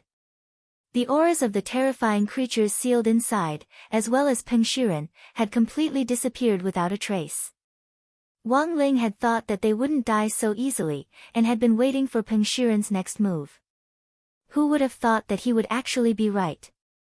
As for why they had been able to avoid Wang Ling's inspection, Wang Ling felt that it was very likely to have something to do with that mysterious ancient black stone. The ancient stone's radiation was very strong. Even in space, which Peng Shiren regarded as his home field, under the healing light of the stars, it was still difficult for him to hold on. But even so, given Peng Shiren's intelligence, as long as he could make good use of the ancient stone's ability, it would be completely fine to use it as a signal blocker. But Wang Ling felt that this might be harming the enemy while harming himself. Peng Shiren might indeed have used the power of the ancient black stone to create a shielding space to magically disappear from the universe. But the problem was that if Peng Shiren stayed in this shielding space for one more day, all of his abilities would be directly blocked by the ancient black stone's influence. Of course, this was just Wang Ling's guess. But it should be close to the mark. Before returning to the Wang family's small villa, Wang Ling dropped by Wang Ming's research institute. He needed Wang Ming's help, so Wang Ming took this opportunity to collect the latest data on Wang Ling. Wang Ming, who was still wearing his white coat, took out a syringe and handed it to Wang Ling as he prepared to collect a blood sample. This is a special needle, but as usual, do it yourself. My skin is rough and thick, I definitely won't be able to pierce it. Wang Ling obediently took the syringe. Recently, Wang Ming had been working on an improved, Wang Ling No. 3 integrated smart humanoid mecha armor. This was the latest third-generation mecha armor, which was much more powerful than the previous two generations, and had integrated a space transmission function into it. Wang Ming had set up this third-generation mecha armor in a container with a transmission function, so that when necessary, he could directly receive a transmission through satellite positioning and use it at any time. The most important thing was that Wang Ming didn't need to wear the third-generation mecha armor at all. Using the latest space compression technology, Wang Ming had implanted chips in his pores. As a result, as soon as the third-generation mecha landed on the ground, all of the mecha's body parts would automatically fit together like a jigsaw puzzle. From summoning it to equipping himself, the Ling didn't even need to. Wang didn't Wang's blood Wang's demon. Qian didn't Qian's eye. After the blood sample was collected, Wang Ling handed the syringe back. There was no need for an antiseptic cotton to stop the bleeding.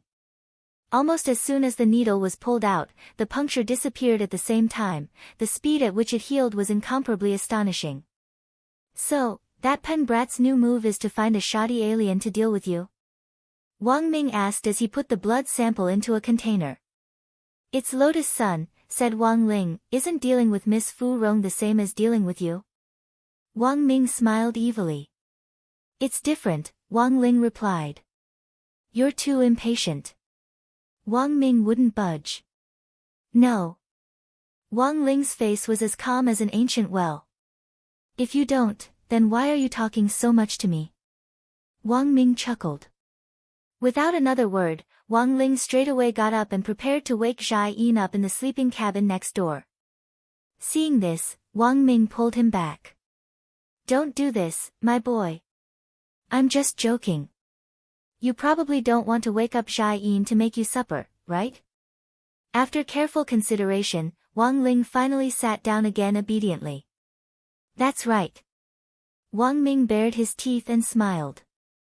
His smile was still as warm as a spring breeze, but there was a hint of foolishness in the sunlight. Wang Ling felt that only Wang Ming had this kind of temperament. There was a saying called, extremely smart. Wang Ming's brain was so powerful, but his hair was actually still lush, which was amazing to Wang Ling. It was definitely because of a hair transplant. Given Wang Ming's abilities, he could even create something as formidable as the third-generation mecha armor. Wouldn't an automatic hair transplant be a piece of cake? Wang Ling remembered that Wang Ying had taken the initiative to separate from his body previously. Because he had used a forbidden spell, Wang Ying's hair had fallen out irreversibly. Now that Wang Ying was back and the shadow was bound to Wang Ling again, the hair that had fallen out had grown back. If Heavenly King Ying still wanted to completely cut ties with Wang Ling, the hair would still fall out. When that time came, Wang Ming's help would be unavoidable. The cost analysis of Wang Ling's blood samples had always been very complicated. In the past, he had to wait several days for a complete result. But after accumulating experience, Wang Ming was now able to use a machine to analyze Wang Ling's blood sample data using a program that he had made up himself. Now, it only took him less than half an hour to analyze the data. Let's wait, I'll take a look at the other thing you brought.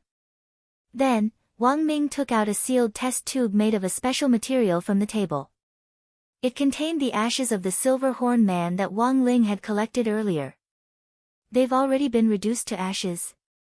This Miss Rong is really awesome now, even this alien can't beat her. Wang Ming was astonished by her growth. There was only a little bit of the ashes, which Wang Ling had gone to great lengths to extract from the air after Lotus Sun had left that abandoned factory. It looks like a silver horn man, right? The two silver horns on its head curl back like a cow's, and it also has a tail. Wang Ming searched his memory, but didn't think he had any impression of such an alien creature. Guoping of the Research Institute was now an international diplomat establishing diplomatic relations with extraterrestrials. Since Divine Tao Star and Earth had started working together, basically all kinds of data on extraterrestrials had been collected. All the data was shared in the large database of the International Alliance of Cultivators. With this large database, it shouldn't be difficult to find out what this silver horn man looked like before his evolution as long as they did a DNA comparison. This search will take a little longer than analyzing your blood sample. You'll know in 10 minutes. At that moment, Wang Ming cupped his chin as he looked forward to what on earth this silver horn man was. At the same time, on the other side, Old Man Sun was on the phone with Jiang Xiaoqi. At the same time, he planned to report on the situation. Chapter 1485. On the night Lotus Sun went to Old Street, Old Man Sun still hadn't fallen asleep. To be honest, he was a little nervous, although he had always firmly believed in the youngster he had set his sights on. He wouldn't do anything out of line with his granddaughter. But Jiang Xiaoqi's words inevitably worried Old Man Sun a little. It wasn't uncommon for an upright teenager to make a mistake in a moment of hot-headedness. Sun Yiyuan considered himself to be an open-minded person. It was normal for young people to release their feelings after they fell in love with each other. Thus, the old man didn't reject his precious granddaughter's love behavior, because true love was a virtuous cycle that could make both parties better people. Even if they didn't end up together in the end, they would still gain a lot of growth and unforgettable experiences. And these were precious treasures that were hard to erase in life. Sunday, December 13th. In the wee hours of the morning, Jiang Xiaoqi's phone call woke Old Man Sun up from his contemplation. "How is it?" Old Man Sun asked, pretending to be calm. He wanted to know what Wang Ling would do after receiving the room card he had drawn. "Old man, I want to ask you a question first," Jiang Xiaoqi said over the phone. "Go ahead." If a person did something to a girl who was unconscious, that's beastly behavior. The old man frowned. Then what if he doesn't do anything? Jiang Xiaoqi continued. Is the girl pretty? Old Man Sun was suspicious. Of course. She's as beautiful as a fairy. Jiang Xiaoqi said. Worse than a beast. Old Man Sun said. Jiang Xiaoqi was instantly happy to get a definite answer.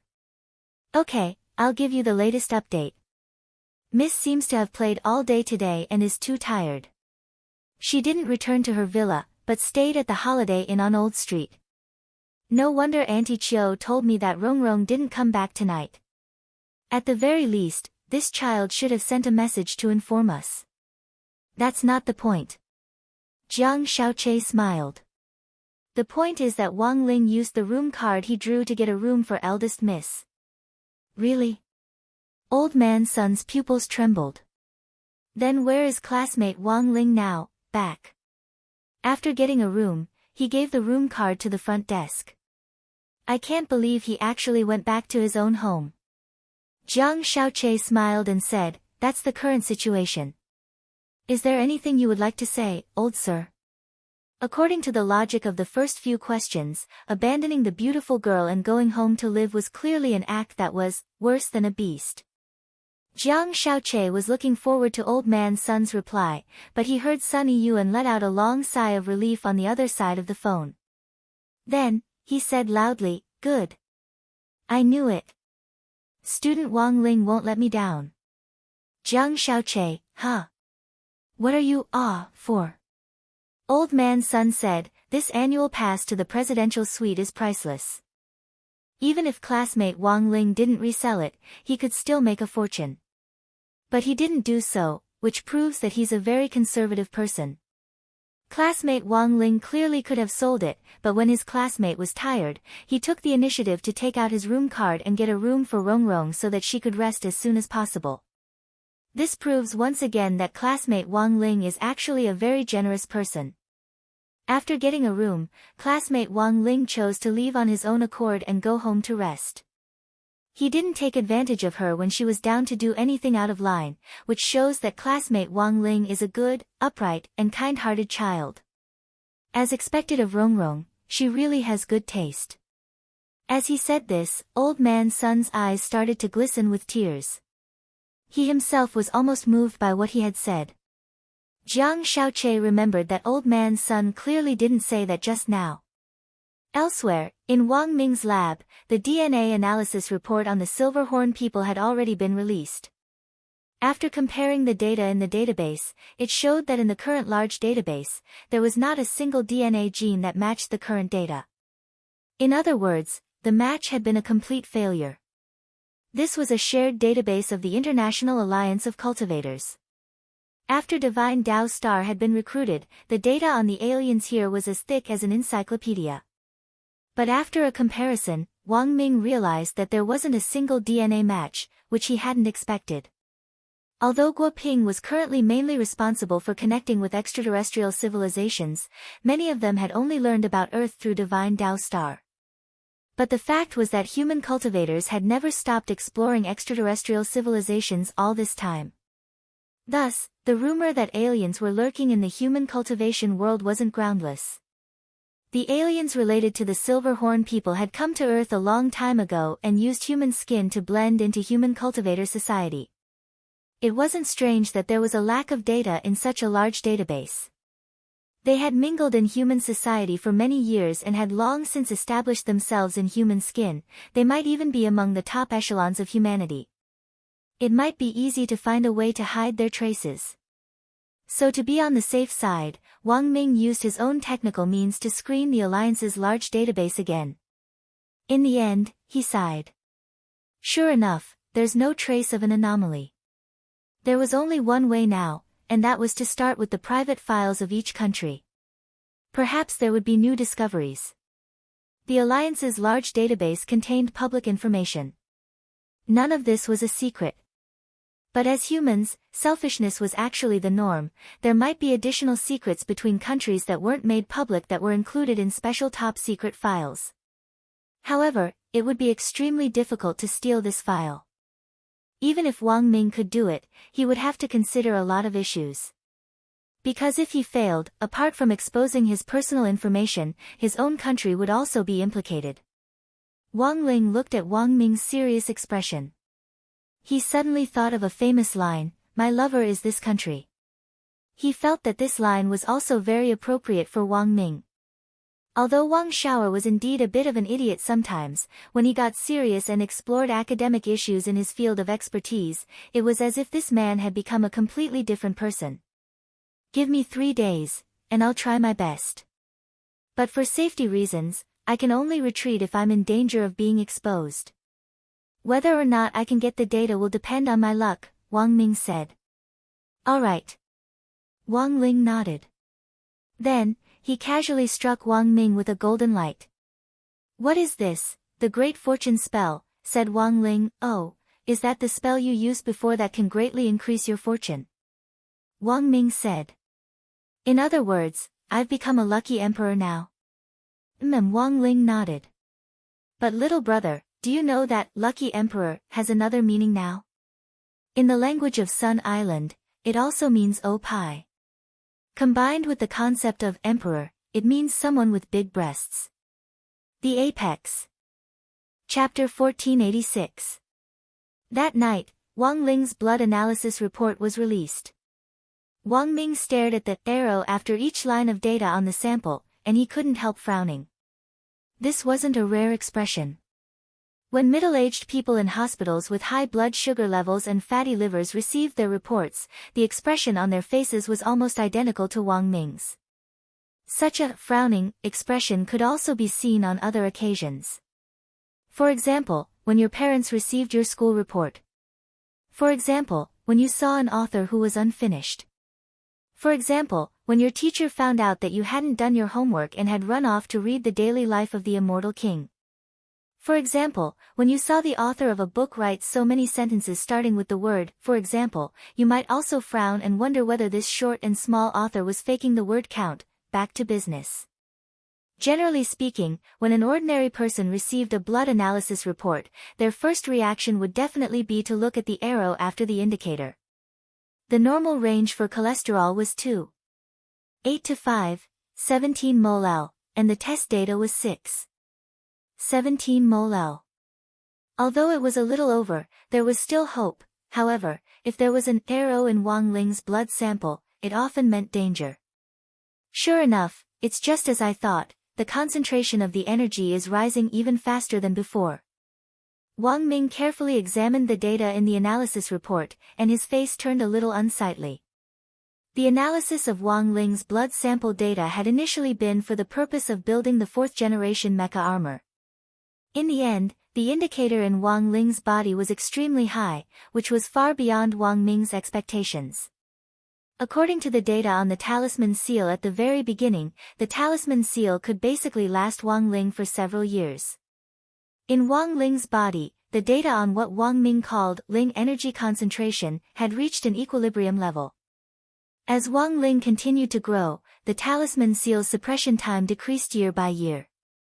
But because the talisman seal itself was constantly being upgraded, Wang Ming estimated that the next generation talisman seal wouldn't be a problem for at least 2 years. But now, he realized that he had miscalculated. Wang Ling's growth was faster than he had imagined. Wang Ming had specially given the talisman seal to number 59 high school back then, thinking that it would smoothly help Wang Ling get through high school. But now, he realized that while this talisman seal looked very new and didn't show any signs of cracking at all, but it seemed a little difficult to suppress the concentration of data in his body to an equilibrium level. Thus, finding a new substance that could be used to suppress Wang Ling was almost an urgent matter. You said that you found a mysterious black stone that even the king's eye couldn't see through when you sealed it, right? At that moment, Wang Ming suddenly said, if possible, I hope you can get your hands on this black stone as soon as possible. Wang Ming felt that this ancient black stone which Wang Ling had mentioned earlier might be the key to everything. Of course, developing a new talisman was definitely not that simple. However, this matter should definitely be carried out as soon as possible. Then what should we do now? At that moment, Wang Ying finally couldn't help but ask. Are you very concerned about my brother? He and I are one. If he can't control his energy, he will explode. I will also be finished, Wang Ying replied. To be honest, Wang Ming had never seen what Wang Ying looked like, and only knew that this thing existed. Hearing the shadow behind Wang Ling suddenly speak now, Wang Ming was slightly taken aback. Interesting. My brother is autistic, but you aren't. Furthermore, you seem to be a chatterbox. Ha, the personality of a shadow is the opposite of that of the original body. Of course I won't be autistic. Wang Ying laughed. Besides, I've already tasted a girl. Saying this, Wang Ying licked his lips. He recalled how he had forced a kiss on Sun Yinger before, and even now, he still felt like he hadn't had enough. These last few days, Wang Ying had actually been looking for an excuse to do it again. However, he didn't know what was going on with Sun Yinger these past few days. She seemed to be exceptionally quiet, and she didn't deliberately speak ill of him, as long as she didn't violate the family rules. Wang Ying couldn't find any reason to punish him at all. It was really too much of a pity, the taste of a girl. Wang Ming also laughed. So what you're saying is that my brother is a virgin who hasn't even tasted a girl before? Isn't that so? Wang Ling was silent and had nothing to say. But as far as I know, you're also a virgin, right? Wang Ying suddenly said at that moment. The corner of Wang Ming's mouth twitched. He realized that in comparison, Wang Ling was indeed much more adorable. This shadow was 2F*** king annoying. Wasn't it better to be clear about some things? Why did he have to say it out loud and make people feel awkward, and the most important thing was that he couldn't do anything to Wang Ying. But out of respect for an adult man, Wang Ming still stubbornly said, I wasn't a virgin a long time ago. Oh. Is that so? Wang Ying laughed. Wang Ming blushed slightly, but still made up a story. When I was my brother's age, I didn't need too many female companions. Some of them were already pregnant with my children, and I heard that they could do functions as soon as they were born. At that moment, Wang Ling actually saw the faint black aura of a death omen star between Wang Ming's eyebrows. He knew roughly what had happened. He was hesitating about whether or not to tell Wang Ming. But sometimes, this idiot brother just liked to brag without a draft. In any case, there was no tax on bragging. Sometimes, when he got carried away, he couldn't stop. You still don't believe me? Let me tell you, I know all kinds of positions. If you don't understand them in the future, you can come and ask me. Since you're my brother's shadow, I don't think it's too much for you to call me Brother Ming, right? You really have the nerve to say that. Wang Ying laughed. What's there to be embarrassed about? Your brother Ming has a lot of experience. Not only has he read countless movies, but he's also very experienced in actual combat. Do you know my brain deduction technique? Oh, you mean the ability to simulate countless situations in the brain, and then rank the results of these deductions in descending order according to their probability to arrive at the optimal solution? That's right. Wang Ming nodded. You said you kissed a girl once. But I'm different. With this ability, when I kiss a girl, my brain simulates thousands of ways to kiss, which can actually help me accumulate experience. Wang Ling was stunned. Weren't they supposed to be discussing his Ling energy concentration now? Why did they suddenly change the subject and suddenly start discussing this strange topic? And most importantly, Wang Ling realized that he couldn't get a word in edgewise. First of all, he indeed didn't have any experience, and second, he didn't know how to brag, his life was really too lowly. At that moment, Wang Ling didn't know what to do. A familiar figure suddenly appeared at the door of Wang Ming's lab. At some point, Zhai Yin had woken up in the sleeping pod. She just happened to hear what Wang Ming had said. Wang Ming. Danger. Chapter 1487. As Wang Ming's personal bodyguard, like most cultivators, Zhai Yin generally didn't need to rest at all. Her task was to protect Wang Ming and assist him in some of his experiments. In addition, if she discovered that Wang Ming was conducting relatively dangerous experiments, Zhai Yin would also consider reporting the problem to her superiors. Wang Ming actually didn't dislike Zhai Yin, but there were times when she was too rigid in her work. Most importantly, there were a lot of things that he couldn't explain to her, which created some communication barriers. Then, Wang Ming thought of an idea. He had specially invented the sleeping pod, a cultivation magic treasure that was slightly black technology. Although cultivators could go without sleep for a long time, their bodies would inevitably be distracted when they were constantly working, and over time, their spirit root might even be affected to some extent.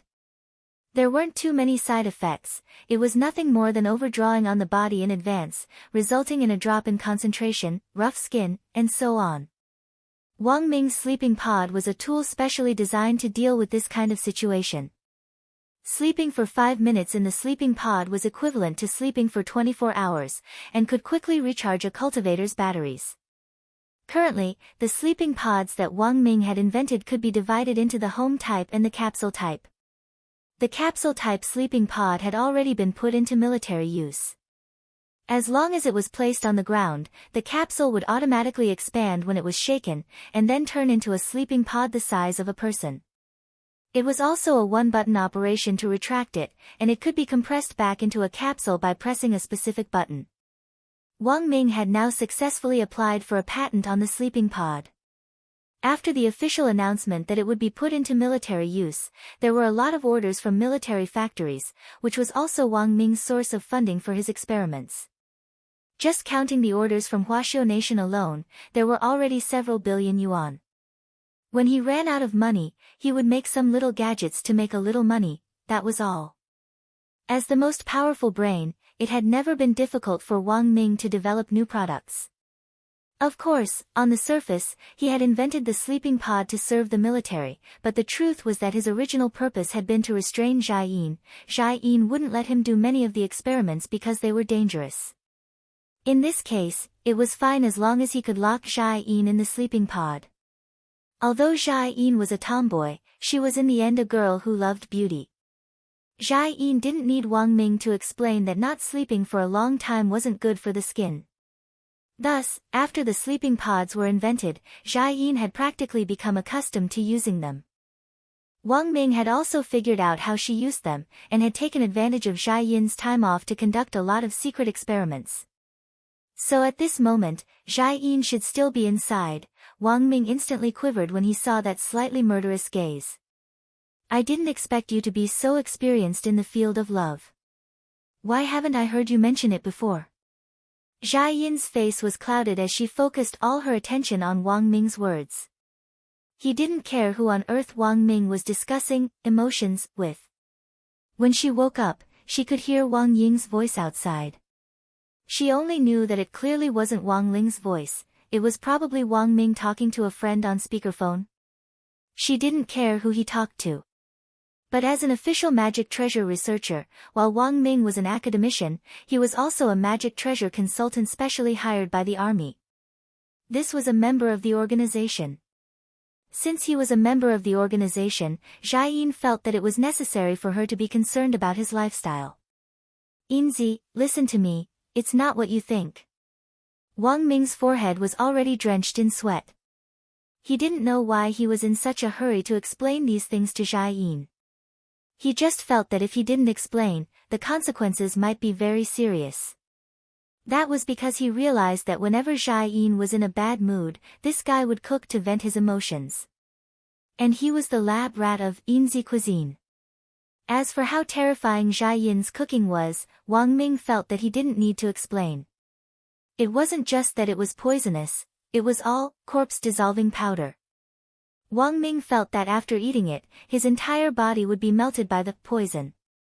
Thus, combined with mathematical concepts, Wang Ming called it factorization. Seeing that a big battle was inevitable that night, Wang Ling couldn't be bothered to put up with it, so he hurriedly left the lab and left Wang Ming alone.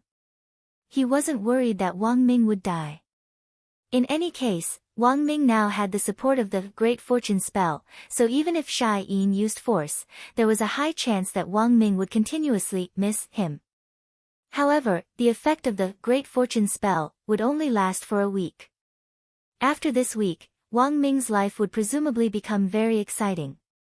It was still Sunday, December 13th. At 8:00 that morning, Wang Ling sent Wang Ming a message to confirm whether he was still alive and well. Wang Ming was full of praise for the Great Fortune spell. "My boy, this move of yours is too strong. After you left yesterday, I was flustered and exasperated, and used a set of Wing Chun boxing on me, but in the end, it didn't even hit me." He knew it would be like this. Wang Ling wasn't surprised by this outcome. He replied to Wang Ming in a few short messages. The gist of it was for Wang Ming to take it easy and not be too cheap. Because the spell only lasted for a limited time, if he acted stupidly now, it would be Wang Ming himself who would suffer when the time was up. Wang Ling usually disdained using the Great Fortune spell on himself, because it made his life very boring. And unless there was a special need for it, Wang Ling didn't intend to use it on other people lightly. For ordinary people, the Great Fortune spell might have a very good effect for a while, but if they got used to it, they would become dependent on it. In fact, it wasn't just dependence. Apart from Wang Ling himself, when anyone else used this spell, the effect of the increase in fortune would continuously decrease, and the more frequently it was used, the faster it would decrease. Wang Ming was a powerful person.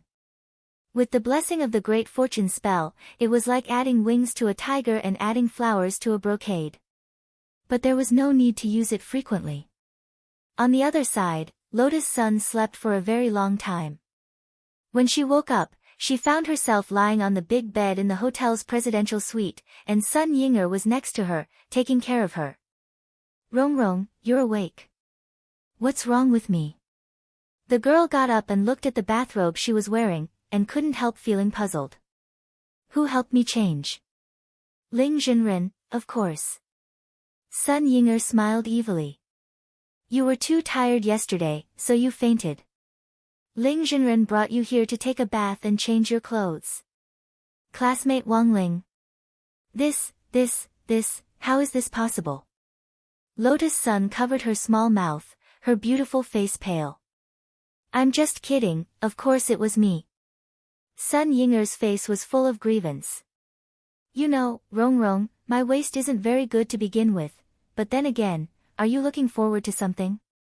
Lotus Sun's face instantly burned to her ears.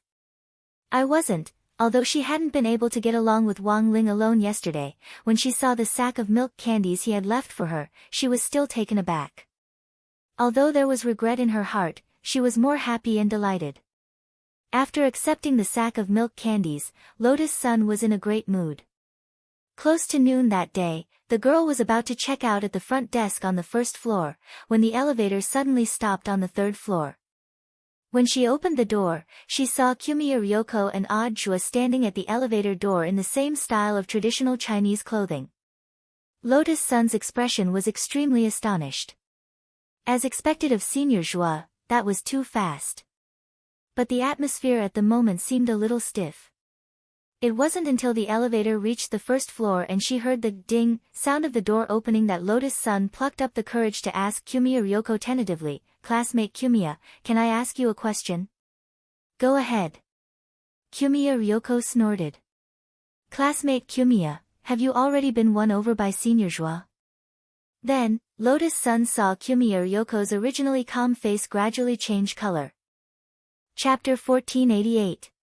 Hearing such a straightforward question, the expression on Ryoko's face instantly became extremely interesting. She and Odd Jua had gone downstairs mainly to hand over the task with the female bodyguard called Junko. Next, Brother Wei and the other two would be watched by Junko as important, tainted witnesses. It was supposed to be a normal handover of work, but Ryoko Kumiya didn't expect to run into Lotus Sun when she went downstairs.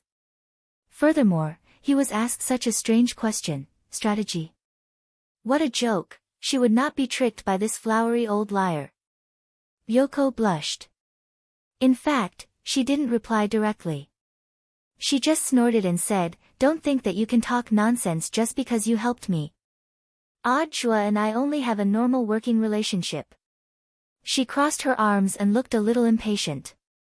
As soon as the elevator door opened, she slipped out. Lotus Sun gazed at the young girl's back. There was actually some faint panic under her calm exterior. "Senior Odd Jua, you really picked up a treasure." A smile hung on Lotus Sun's face. In her heart, she also felt that Ryoko Kuya was much cuter than she had imagined.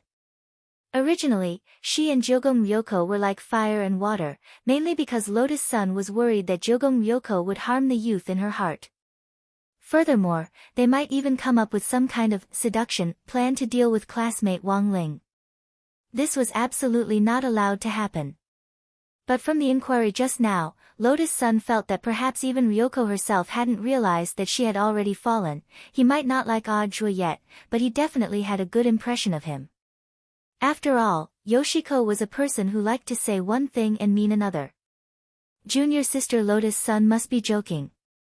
Ajua smiled bitterly. The two of them stepped out of the elevator and walked very slowly with tacit understanding. I see that Senior Ajua has no qualms about going after classmate Ryoko. It looks like you already know, right? Just a few steps away, Lotus-san's probing question startled Ajua. Junior sister Lotus-san is referring to the 6 mothers-in-law I'll have to face in the future. Ajua's eyes darted around as he feigned ignorance. Senior Ajua, you're underestimating me too much. I can still find out about this. Lotus-san sighed and said with a dignified smile, but please rest assured, Senior, I won't tell anyone about classmate Yoshiko's secret. That's good. Ajua heaved a sigh of relief. Actually, I'm also waiting. He was waiting for the day when Kamiya Ryoko would confess her secret to him. Moreover, he deeply believed that it wouldn't be too late for that day to come. When she came to the front desk to check out, Lotus-san felt the hostility of the female bodyguard named Junko. Lotus-san couldn't remember when she had offended her, but she had a rough understanding of the hostility in her eyes. After all, in the female bodyguard's impression, she had always been the enemy of the Jogong family. Junko, don't be so rude. Kamiya Ryoko noticed Junko's abnormality and quickly reminded her softly. Although the female bodyguard did not understand what had happened between her Miss and Miss Sun, she still restrained the sharpness in her eyes. The most important thing is what I told you last night. Someone in my family is trying to take advantage of my study abroad period to harm me. Kamiya Yoshiko said. It had now been confirmed that the people involved were the Wei trio, who worked under 6th Madam's command. As for the Ghost Chart Rebellion, Kamiya Ryoko felt that it was another group of people plotting in secret. That was to say, there were at least 2 groups of people who wanted to deal with her. Furthermore, these 2 groups of people were already out in the open. As for whether there were any other forces in the family who wanted to make a move against her, Kamiya Ryoko had no idea. She had come to Huashio Nation to resolve this foreign aggression. She had thought that after smoothly exposing Ajua's matter, the Jogong family would be able to gain a deeper foothold in the Huashio market. But Kamiya Ryoko had never expected that before this foreign aggression had been resolved, the family's internal problems would actually erupt ahead of time. Last night, Kamiya Ryoko had thought about it for a long time. She felt that it was more important to settle the Jogong family's internal affairs first. If the Jogong family fought endlessly, it would be useless even if she eventually won the Huashio market. If the family wasn't united, in the end, it would all be for naught. What was more, the new evidence that had emerged now suggested that the matter with Ajua back then might have been a misunderstanding on the part of the Jogong family. True combat strength wouldn't lie. Ajua was indeed very strong. Kamiya Ryoko had already experienced this for herself. After assigning the basic tasks, Kamiya Ryoko went one step further and said to the female bodyguard in front of her, Junko, while you watch over Wei and the other 2, I'll hire a new bodyguard to be in charge of my safety for the time being. Kamiya Ryoko had originally wanted to keep this a secret, but Junko was one of her own, so she felt that it was better to be honest. Bodyguard? Who? Junko was stunned. She had actually heard the rumor about the new bodyguard last night, and was very curious about who it was. It's me, I've been standing in front of you for a long time. Ajua pointed to himself with a radiant smile. You? Junko was shocked. Wasn't this guy the target of their investigation? But very quickly, her expression returned to normal. Junko had her own understanding of why her young lady had hired Ajua as a bodyguard. It had to be to better get close to Ajua and find evidence of his impersonation, which was why she had arranged this show, right? She understood. In fact, Junko herself was also very angry with these impersonators. The main thing was that there had been more and more news about impersonators recently, such as impersonating someone else's identity and getting into a university. Although their education had been revoked later, this kind of behavior had already interfered with other people's lives. These people who used power and money to change their own fates had no idea how much effort the person they were impersonating had put in to change their own fates. Due to the long period of time, it was usually very difficult to find direct evidence against these imposters who had power and influence. So eldest Miss Ryoko had thought of hiring Odd Jua as a bodyguard to keep this guy by her side, which would make it easier to collect evidence, as expected of eldest Miss Ryoko. Looking at the female bodyguard's frowning face, Jimiya Ryoko was speechless. She had never doubted Junko's imagination, but faced with Odd Jua and her current situation, Jimiya Ryoko indeed felt that it would be difficult to explain this complicated relationship in just a few words. Thus, she could only sigh in her heart and ignore what the female bodyguard was thinking for the time being. Also, have you found the senior I asked you to help me find? Jimiya Ryoko suddenly asked at that moment. The senior changed his address, and it took us a while to find him, the female bodyguard said. Judging from his current whereabouts, he seems to be going to Battle Sect a lot recently. Going to Battle Sect a lot? At that moment, Jimiya Ryoko glanced at Odd Jua and felt that he could help. Many people go to Battle Sect, so who is this senior? Odd Jua asked, rubbing the back of his head. This is the original creator of the Ghost Record. Jimiya Ryoko looked at Odd Jua and said, I can't tell you anything else, but this senior's name is Jin Dang. Odd Jua. Chapter 1489. What a small world, Odd Jua sighed with emotion in his heart. Although when Kamiya Ryoko said the keyword, Battle Sect, he vaguely felt that it might be related to someone he knew. It was just that he didn't expect this acquaintance to be Senior Golden Lamp. After all, he was a monk who had lived through so many reincarnations. He had done all kinds of jobs.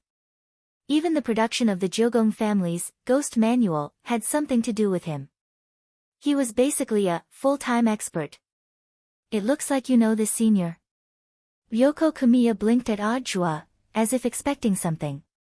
Odd Jua couldn't help sneering in his heart. This was more than just an acquaintance. After being beaten into submission by Wang Ling, Senior Golden Lamp was already one of them. Although he didn't have a position in Battle Sect on the surface, he was in fact in the group chat of Battle Sect's core members. Furthermore, because Odd Jua was Wang Ling's disciple, Jin Dang actually took good care of him. Basically, as long as Odd Jua dared to ask, Jin Dang would never refuse his request. Of course, Odd Jua generally wouldn't specially ask Jin Dang for help for no reason. He knew very well that the Golden Lamp was willing to help him largely out of respect for his master. And for a senior like this, even if he returned the favor, he might not even be able to see him, so he might end up causing trouble for his master. But now, for Kamiya Yoshiko's words, Odd Jua felt that he could be bold for once. The main thing was that this was not a request, but an instruction to help Kamiya Ryoko pull some strings to meet Golden Lamp Monk.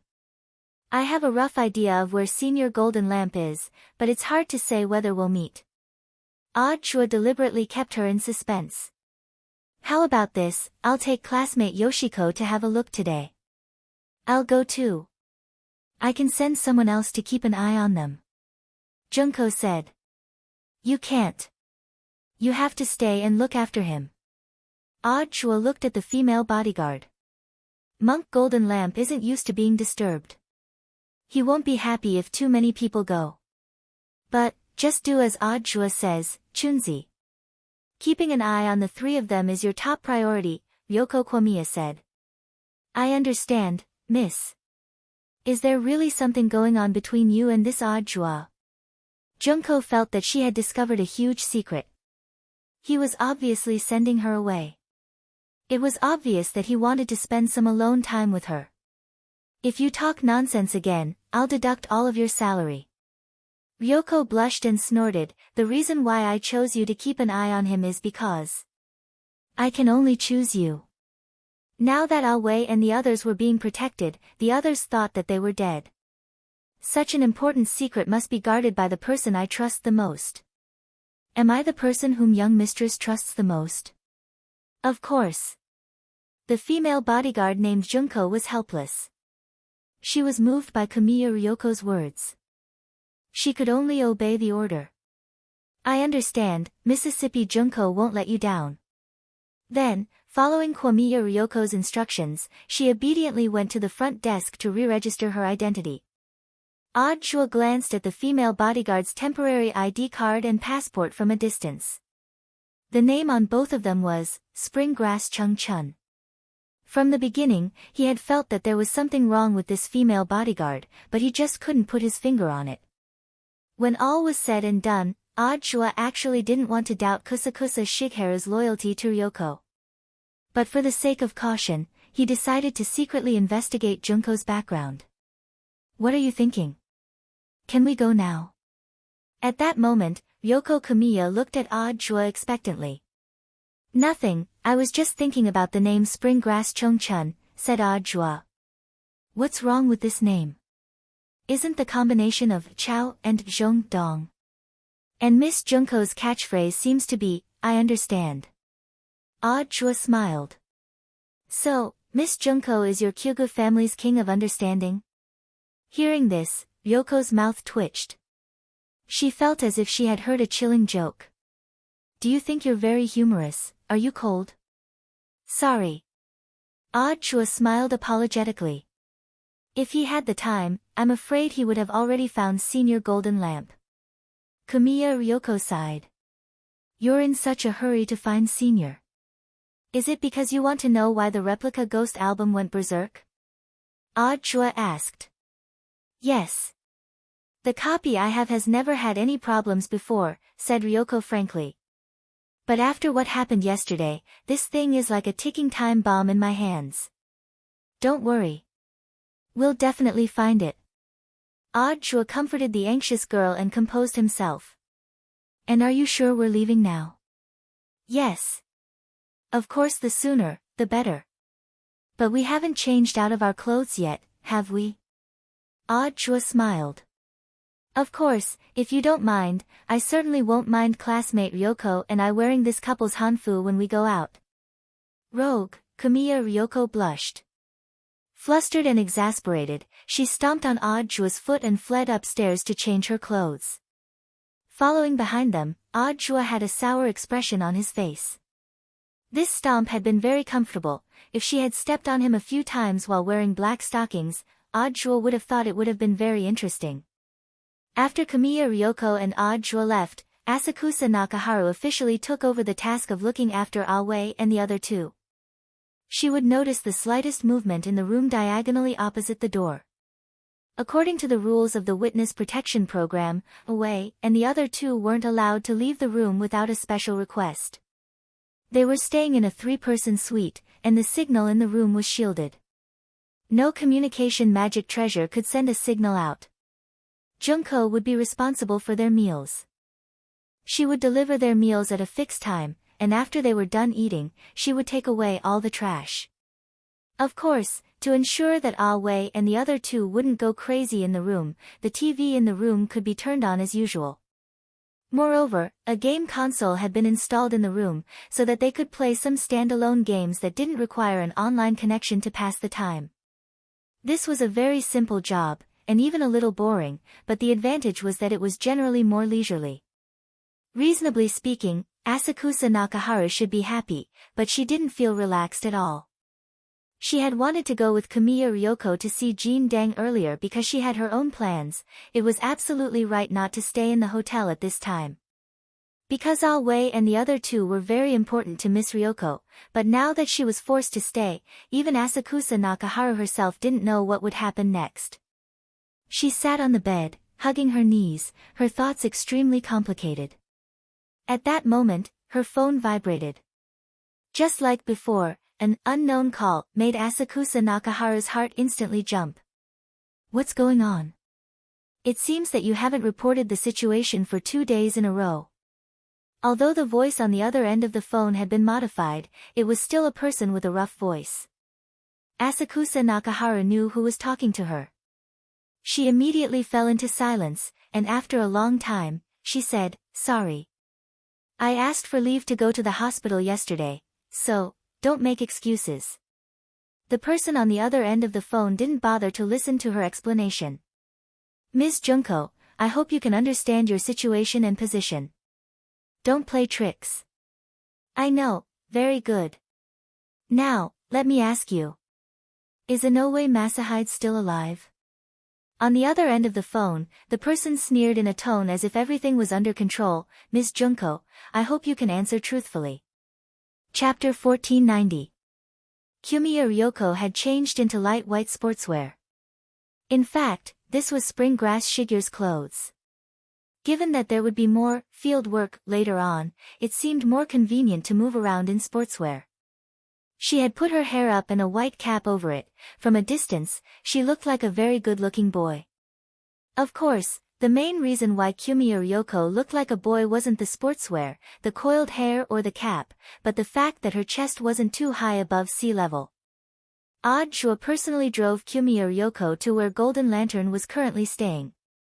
On the way, from time to time, he would look at the girl sitting in the front passenger seat with her arms crossed and her eyes slightly closed. Halfway there, Kumiya Ryoko finally couldn't take it anymore. Have you seen enough? Shouldn't I be the one asking that? Audiobook gripped the steering wheel, not the slightest bit flustered. What do you mean? Kumiya Ryoko frowned. If you don't look at me, how do you know I'm looking at you? Kumiya Ryoko was stupefied by this question. This was Audiobook's usual roguish sophistry. She knew that as a foreigner, she would most likely be at a disadvantage if she continued to bicker with him. So she simply snorted and turned her head away. If you want to look at me more generously. Isn't it a little too petty to look at me through the reflection in the glass window? Audiobook laughed. You, nonsense. Audiobook didn't know if he had hit the nail on the head, but the girl's face heated up. As long as you know whether I'm talking nonsense or not. Aren't you always looking at me out of the corner of your eye? I'm driving, so I have to watch the road. I can't help it, I can only look at you out of the corner of my eye. She was glad that the car was now passing through a tunnel. The environment inside was relatively dark, so her expression couldn't be seen, otherwise it would have been too embarrassing. Kumiya Ryoko was a very good person at adjusting her mood, even Lotus Sun couldn't catch up to her in this regard. The moment the car drove out of the tunnel, the girl's expression had already returned to normal, and she had that cold poker face again. Unfortunately, Audiobook sighed in his heart. He had never denied that he liked to tease Ryoko Kumiya. The main reason was that he deeply felt this girl's adorable side. But the problem was that Ryoko's emotions fluctuated quickly, and she also adjusted quickly. Sometimes, he really couldn't tell what the girl was thinking. How did you do it? Finally, he couldn't help asking. What? Your ability to control your emotions. Ryoko blushed. When I was young, I was a child star for a period of time. Oh, so you've dabbled in show business before? Audiobook was surprised. That's not right, but it doesn't seem to have been mentioned in your resume. Which TV series did you shoot? It's just an advertisement. Ryoko Kumiya frowned slightly, seemingly unwilling to face her past. Then why didn't you consider continuing? It's not like you've grown ugly. Instead, you've become cute. When Audiobook said this, Kumiya Ryoko quickly raised her hand to press down on her hat and did her best to restrain her expression. This wasn't something I wanted to do in the first place. It was my mother's wishful thinking, Ryoko explained. It was for this reason that she had never been willing to mention that she had once shot an advertisement as a child star. In Ryoko's view, this was actually a dark history. Of course, the female bodyguard Junko knew about it, but because she knew that this was a minefield, Kusakusa Shigeru had never mentioned it. But now, Ryoko Kumiya had actually taken the initiative to bring it up in front of Audiobook. She herself felt it a little inconceivable. After that, there was a long silence in the car. It wasn't easy to find a chance to be alone with the girl, and Audiobook certainly wouldn't miss out on this kind of teasing. He knew that Ryoko Kumiya had always paid more attention to her image. In a situation like this where there were no outsiders around, it didn't matter even if she joked a little, because no one else could hear it. What kind of advertisements did you shoot? Chua asked. The corners of Ryoko's mouth twitched. She had thought that this topic was over. Sure enough, she had underestimated Chua. This old liar was obviously doing it on purpose. None of your business. She clenched her little fists, the expression on her face changing like the energy indicator light on Ultraman's chest. It's not a serious advertisement, is it? Chua deliberately sounded her out. Of course it's serious. It's a lifestyle advertisement. It's something that every family uses. Ryoko Kamiya was excited, but then realized that she had let the cat out of the bag. A lifestyle advertisement? Chua thought for a bit. Toilet paper. Roll paper. This was the first answer that came to his mind. After all, these two things were essential for a single man. Late at night, having toilet paper as a companion was also the romance of a man living alone. Seeing that the girl's expression didn't change much, Chua knew that he had most likely guessed wrong, and hurriedly corrected himself. It's not a birth control product, is it? I was so cute when I was little. Anyone who saw me would want to have a few more. How could I endorse a birth control product? After saying this, Ryoko Kamiya realized that Chua had once again gotten information out of her. This was a detective skill that Chua had learned from old Liang of Songhai First Prison. Chua himself hadn't expected that it would actually be useful in love. As he drove, Chua suddenly laughed as he gripped the steering wheel. I know, the advertisement you're endorsing isn't for something like diapers, is it? After all, this was an advertisement that Ryoko Kamiya regarded as a dark history. This was the only type of advertisement that Chua could think of. What was an advertisement for baby diapers like? An ignorant baby, in a situation where he didn't know anything. The image of a naked baby crawling around on a soft cushion while the staff teased him with laughter. Just thinking about it made him feel ashamed. This time, Kamiya Ryoko buried her head in her knees, looking autistic. Listening to Chua's laughter as he tried not to laugh, she finally jerked her head up and looked at him with an extremely gloomy expression. If you dare search, I'll never talk to you again. Don't worry, I won't, Chua comforted her. In fact, that was exactly what he was thinking. A few minutes later, he was driving up a mountain road. What is this place? I've already contacted Senior Golden Lamp. Senior Golden Lamp is cultivating in seclusion deep in the mountains these days. When the car was halfway up the mountain, there was no longer a path for cars to go uphill. This was an abandoned observation deck that hadn't been visited for a long time. Because there had been countless accidents here, the road had already been closed long ago. Chua could only park the car on the side and choose to walk up the mountain with Ryoko.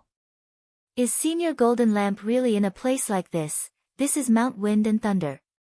Because of its unique geographical environment, the top of the mountain is sometimes shrouded in thunderclouds. But for cultivators, it's a good place to temper their bodies. Because there's a certain chance of being struck by lightning. Dubiously, Ryoko followed Chua up the mountain road. Monk Golden Lamp was nowhere to be seen, but his voice could already be heard. The girl was instantly dumbfounded. It sounded like an exorcism chant: Great Mighty Dragon of Heaven, Revered Ksitagarbha, Daluo Dharma Mantra, Prajna Buddhas, Prajnapata Mantra. Flying Dragon in the Sky. Go! After reciting the chant, Chua and Ryoko saw a 3,000-foot thunder dragon scurry into the clouds from the top of the mountain. Chapter 1491. When this thunder dragon shot out of Golden Lamp Monk's palm, it stirred up all the dark clouds in the sky, twisting them together like fried dough twists. In a flash, thunder roared in the sky, accompanied by a dragon's roar. By the time Chua and Ryoko reached the mountain top, which had been covered by dark clouds, was now a dazzling scene of sunlight shining through the clouds and fog. Monk Jin Deng's palm had completely depleted the thunderclouds that had accumulated in this area. But Mount Wind Thunder had a special environment, and it was an unusual phenomenon for sunlight to shine here. The bright scene was temporary, and in less than half an hour, it would be covered by a large number of dark clouds again. Ordinary people wouldn't dare set foot in a dangerous area covered by heavenly thunder like this, and Golden Lamp Monk naturally didn't care. He could even withstand the thunder of primal chaos, to say nothing of this insignificant nature. The reason why he had chosen Mount Wind Thunder was actually because he was practicing his brand new palm technique, the Great Mighty Heavenly Dragon. It was a palm technique that could condense the power of nature and transform it into spirit power, thereby creating explosive lethality.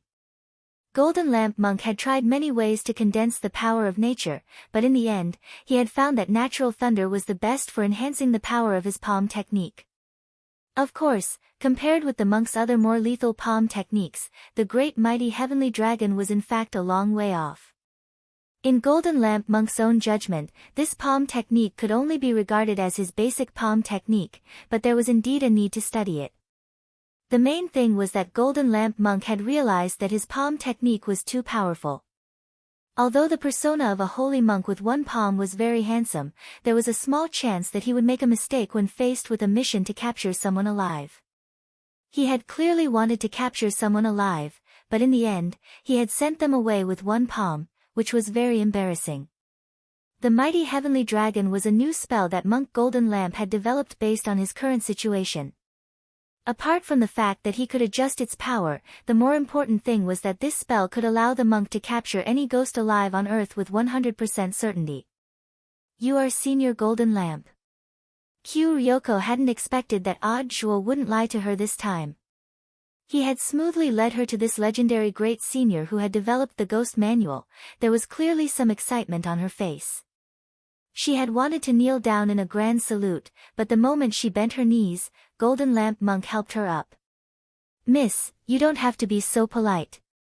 Tyrant smiled. His bright and clean head was reflecting light under the direct sunlight. Komiya Yoshiko was stunned. She suddenly felt that Golden Lamp Monk was much kinder than she had imagined, and he looked younger than she had imagined. Senior, do you know me? Ryoko Komiya asked. Of course, you are a child of the Jogong family.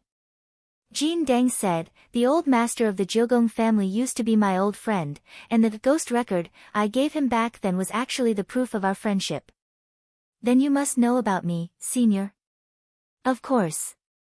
Mr. Zhua and I are also good friends. Before he told me, I already knew that you were coming to find me. A few short words shocked Komiya Yoshiko. Monk Golden Lamp's foresight was even more amazing than she had imagined. What surprised the girl the most was that this great senior, who had done their Jogong family a favor, actually seemed to have a deep friendship with Odd Jua. So now Komiya Ryoko felt that she was completely confused. She felt that the Odd Jua she knew wasn't the same old liar who was widely rumored to be in the Jogong family. This humble monk already knows the real reason why this copy of the ghost record in Miss Ryoko's hands is rioting. At that moment, the monk narrowed his eyes. Someone used the main book of the ghost record to forcibly open the escape passage of the copy and release those ghosts. Used the main book, Komiya Yoshiko frowned deeply. The main book of the ghost record had been sealed in the Jogong family's house. In other words, the real reason why this copy of the ghost record had rioted was indeed related to someone in the Jogong family on Sun Island. Komiya Yoshiko, but who on earth? Hearing this, the monk was silent for a while before he said indifferently, it's not time for this humble monk to reveal this matter. Because it concerns the fate of Miss Ryoko and the Jogong family. So this humble monk can only say this much. Miss Ryoko will have to investigate the rest on her own. I understand. Thank you for your guidance, senior. Komiya Yoshiko's pupils contracted slightly. At the same time, she had a new plan in mind. To deal with the internal affairs of the Jogong family, she had to deal with them first. But if she returned to investigate in person now, she was bound to encounter an even more dangerous situation. So now, there seemed to be only one way left. This was the plan that Komiya Yoshiko had suspended. But now, it seemed that this plan was the best choice, and so, that night, Komiya Yoshiko went to see someone. After deciding to use the suspended plan again, it took her several hours to make up her mind. For Komiya Yoshiko, in her short life of more than 10 years, it was the first time that she had paid a special visit like this. As the person whom Komiya Yoshiko was asking for help, even Lotus-san was surprised. Classmate Yoshiko, you, in the living room of Lotus-san's villa, all kinds of gifts from Komiya Yoshiko were placed on the floor. There were perfume, high-end cosmetics, skincare products, and many local specialties exclusive to Sun Island. I know you don't lack anything, so if you want these things, just take them. In any case, I'm putting them here, so it doesn't matter if you throw them away. Komiya Yoshiko snorted. Classmate Yoshiko, since it's a gift from classmate Yoshiko, of course I'll cherish it. Lotus-san laughed. After understanding Komiya Yoshiko's personality, she was no longer surprised by some of the girl's harsh and rude words. Because these words had to be heard in reverse. Since you've accepted my gift, does that mean you're willing to help me? Komiya Yoshiko had a hopeful look in her eyes. I have to hear what kind of help it is first. Lotus-san smiled. If classmate Yoshiko is here for breast enhancement, there's nothing I can do. You speak as if you're very old. Komiya Yoshiko snorted. I'm older than you, classmate Yoshiko. Lotus-san smiled. She was deliberately testing Komiya Yoshiko's sincerity. In the end, to Lotus-san's surprise, the girl in front of her didn't get angry because of these words, and seemed to really want something from her. I didn't come to you for this. Komiya Yoshiko composed herself and looked at Lotus-san. After a moment of hesitation, she slowly said, I want to ask classmate Lotus-san to pretend to be me and return to the Komiya family. Why are you asking me? Faced with such a request, Lotus-san was surprised. At that moment, Komiya Yoshiko looked at Lotus-san and said seriously, because only you are fit to pretend to be me, Komiya Yoshiko. Is that so? Suddenly, Lotus-san smiled. It really wasn't Senior Audjua's suggestion. In fact, just half an hour ago, Lotus-san had received a text message from Audjua explaining Komiya Yoshiko's plan in detail. The first sentence at the beginning of the message was, Mistress, I beg you. Chapter 1492.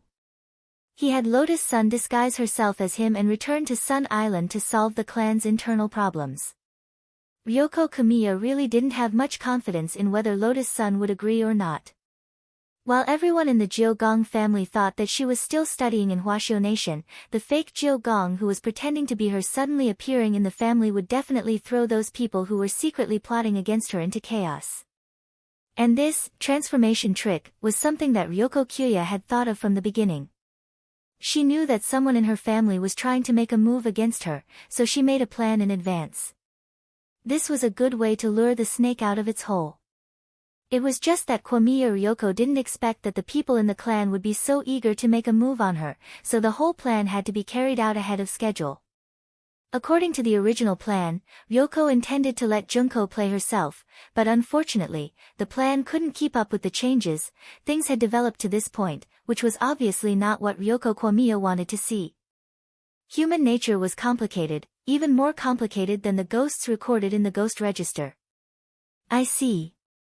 After listening to Komiya Ryoko tell her everything she knew, Lotus-san nodded slightly. So, classmate Ryoko, you've already noticed that there's something wrong with the female bodyguard called Kusakusa Shigeru, right? Yes. The expression on Ryoko's face was a little melancholy. But it was only after I came to Huashio Nation that I learned the exact information. So, the plan to let Junko disguise herself as me and return to the Kyugu family to lure the snake out of its hole has to be changed. Why did she betray you? Maybe it's because he was threatened. What I know is that Junko has a sister who is not related to her by blood. Komiya Ryoko said, it should be her sister who was kidnapped. From the looks of it, it was similar to the sixth madam. The sixth madam's family was a well-known underworld family on Sun Island. But we don't have any concrete evidence yet. Do you need help? No, in fact, Junko's sister has been successfully rescued by us, Komiya Ryoko said. Since you knew there was something wrong with Miss Junko, why did you still send her to the hotel? Lotus-san asked. Hearing this, Ryoko frowned slightly. Junko watched me grow up. She's like a sister to me. He is indeed the person I trust the most. If she really wanted to kill me, she actually had a lot of opportunities to do so, but Junko never did it. So, you still believe in her?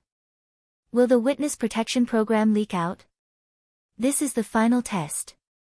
Kamiya Ryoko said, the other party is still hiding the fact that Junko's sister has been rescued and intends to continue to threaten Junko. Won't be discovered. We just need to use the videos that were recorded in advance. If we change the time slightly, Junko will still be kept in the dark unless we reveal the truth. One last question. At this time, Lotus-san sighed slightly and said, according to the original plan, Junko disguised herself as you. In order to avoid suspicion, are you going to find someone to disguise as Junko? That's right, there's actually someone who can impersonate Junko. But just now, Audjua suggested that I replace him. Substitution. Who should we replace? Senior Golden Lamp. Audjua told me that you also know this senior. Lotus-san, he said that Senior Golden Lamp had played the role of a woman in order to experience the sufferings of the mortal world. Also, with Senior Golden Lamp accompanying you, your safety can be guaranteed. In fact, when Kamiya Ryoko learned that the monk had been a cross-dressing big shot, her young heart had also collapsed. Senior Golden Lamp, this was one of the great seniors she respected the most in her life. Who would have thought that such a lofty and imposing image would actually be destroyed by one sentence from Audjua? That was the whole story from beginning to end. Lotus-san still didn't know whether Kamiya's plan would be carried out smoothly or not. But just the thought of the monk pretending to be Junko and staying by her side was a very beautiful scene. After all, Lotus-san had Mysterious C's battle strength to back her up, so she had nothing to fear at all. But now, she was more afraid of laughing out loud. At that moment, Lotus-san couldn't help sighing with emotion in her heart. Senior Golden Lamp was too righteous. For the descendant of an old friend of the Kamiya family, he didn't hesitate to sacrifice himself to this extent. He was worthy of being the supreme Buddhist monk who had seen through the world of mortals, the strongest holy monk on earth. Such a great senior could go to this extent. So what reason did she have to refuse? In fact, Lotus-san had already thought through the matter of agreeing to Kamiya Ryoko's request when Audjua had sent her a text message begging her. Because overall, Kamiya Ryoko was someone who could be developed.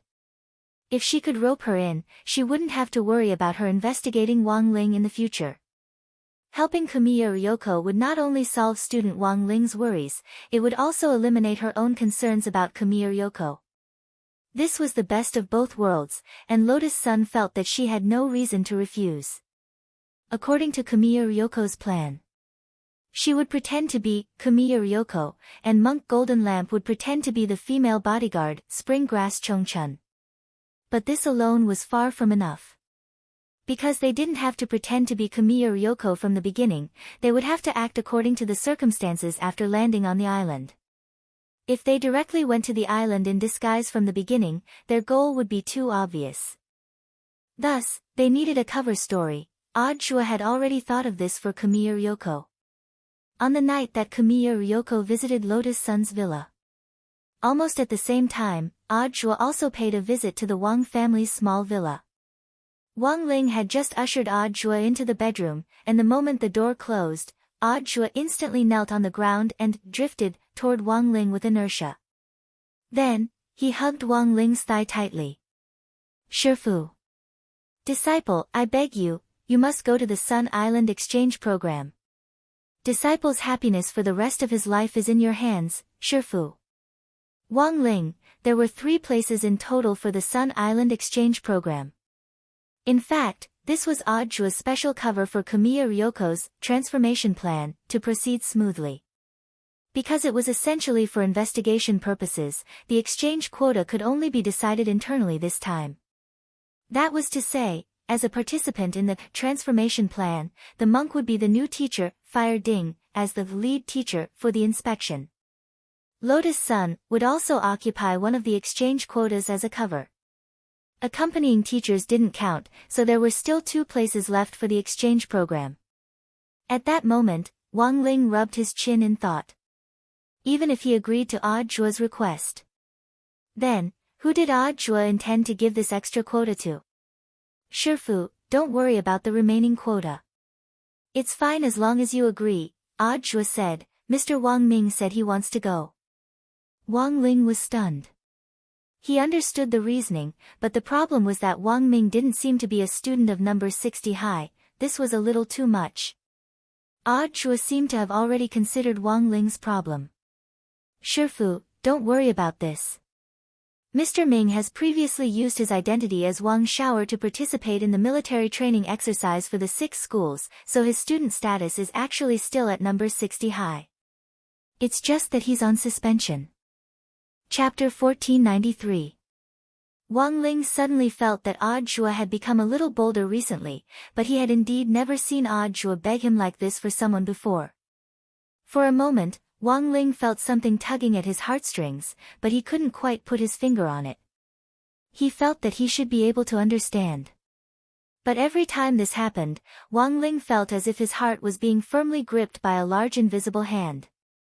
That invisible hand was like a cage, crushing all of his emotions that were about to rise and fall into the turbulent but hidden undercurrent in his heart. Thus, Wang Ling often felt that he didn't understand.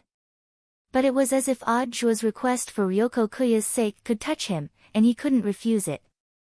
Forget it, he would just treat it as a show of affection between master and disciple. Wang Ling's heart was actually very complicated, but he still found a reason to agree to Odd Zhuo's request. Giving up all his strength for the person he liked, somehow, Wang Ling felt that this scene was a little familiar. During the joint military training exercise for the 6 schools last semester, the old devil had knelt before General Yi in front of everyone for the sake of his wife. To this day, Wang Ling still remembered that scene. It was as if that scene had been engraved in his mind, and he couldn't forget it. Perhaps he still needed a lot of time before he could truly understand that kind of action, but he still had a long road ahead of him. Who knew when he would be able to understand? Maybe 10 years. Maybe 20 years. Or maybe forever. Wang Ling smiled bitterly in his heart. He reached out to rub the curls on Odd Zhuo's forehead, and he felt a warm current flow between his eyebrows into his head. It was as if Wang Ling had given him strength to fill up the reservoir of the 33 paths of primordial qi inside his body. At the same time, he told Odd Zhuo some things in the hope that he would pay more attention to him while he was away from the country. Shifu, you agree? Odd Zhuo was overjoyed and excited to the point of tears. The truth was that he hadn't thought that Wang Ling would definitely agree at first. After all, his request conflicted with Shifu's passion for a peaceful life. Going abroad as an exchange student was really too eye-catching. But Odd Zhuo had in fact already thought of a remedy. This operation was a 2-way exchange between number 60 High and Sun Island. Given that other schools weren't involved, Odd Zhuo could still temporarily block the news. After Odd Zhuo left, Wang Ling waited in the bedroom for that man to appear. When the remote holographic projection appeared in the bedroom, Wang Ming's smiling face appeared in front of Wang Ling. Looking at Wang Ling's expression, the young man couldn't help laughing. I really didn't follow you on purpose this time, I really do have something important to do. He looked at Wang Ling and said, do you remember the silver horn DNA we investigated previously? Teacher Guoping is now an expert in this field. Although he couldn't find any DNA comparison data in the database, he still determined that this silver horn person might be related to some aliens who illegally stayed on Earth on Sun Island. His judgment is the same as the result I got from hacking into the private database. Originally, this matter should have been handed over to Teacher Guoping, but isn't he too busy right now? Wang Ling looked at Wang Ming doubtfully. He knew this man too well. Even if he didn't read his mind, he knew that there must be another reason behind it. Alright, I admit that there aren't many opportunities to travel at public expense. I've been cooped up in the country for too long. I just want to find an opportunity to go out and have some fun. Then what about Jia Yin? Wang Ling asked telepathically. You definitely won't be able to shake her off. She'll buy another plane ticket to follow us, said Wang Ming. At that moment, Loopy Toad, who had been lying on the ground in silence for a long time, lazily raised its eyelids and chuckled. I think this girl should like you. Be more confident, don't should. She just likes me, said Wang Ming. Wang Ling and Loopy Toad rolled its eyes. You already know that, but you're still hanging on to her. I'm doing this for her own good. Also, I think it's probably impossible for me and Jai Yin to be together, Wang Ming sighed. I used the brain deduction technique to calculate our compatibility, but it's really too low. There's only a very small chance that we'll end up together happily. Saying this, Wang Ming raised a finger. You only have a 10% chance? Asked Loopy Toad. Wang Ming shook his head. No, 10%. Wang Ling and Loopy Toad, Wang Ming's smile gradually faded. Maybe I really am not the one she's destined to be with. If Jai Yin is with someone else, she might live a happier life. On the other side, news of the Sun Island student exchange program had also reached the Jiugong family. This was an internal communication between Jiugong Ryoko and the Jiugong family to release the news in advance. This was also a plan that Jiugong Ryoko and Odd Zhua had come up with after discussion. Is number 60 High going to send 3 students over, Ryoko?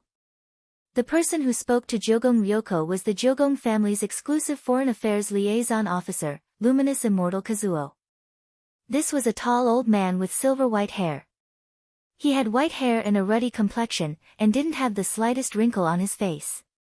Yes, Uncle Ing. I'll send you the information on the 3 people and the teacher leading them, said Jiugong Ryoko. No problem, leave it to me. Don't worry, Miss Ryoko. I'll definitely contact the best school closest to the Jiugong family, and give our distinguished guests from afar the best experience. Luminous Immortal Kazuo smiled.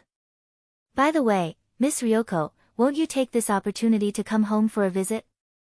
The family head, Old Master and Old Madam miss you. This sounded like a test, and Jiugong Ryoko was silent for a moment before she replied with a smile, I haven't completely established myself in Huaxiao Nation yet, so I can't come back for the time being. Please don't worry, Grandpa and Mom and Dad. Also, I should be able to find out the whereabouts of that dead fish-eyed youngster very soon. Dead fish-eyed youngster? You mean the one who was seen by the Daycrawler ghost back then? That's right.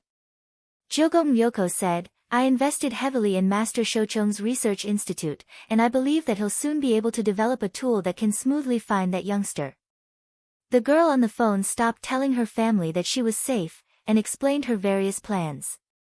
But she didn't say that she had been poisoned by the world is full of dead fish eyes drug. After the announcement, Jiugong Ryoko hung up the phone and patted her flat chest with a sigh of relief. It's finally all settled. At that moment, she was still in Lotus Sun's bedroom. You're still looking for that dead fish-eyed youngster?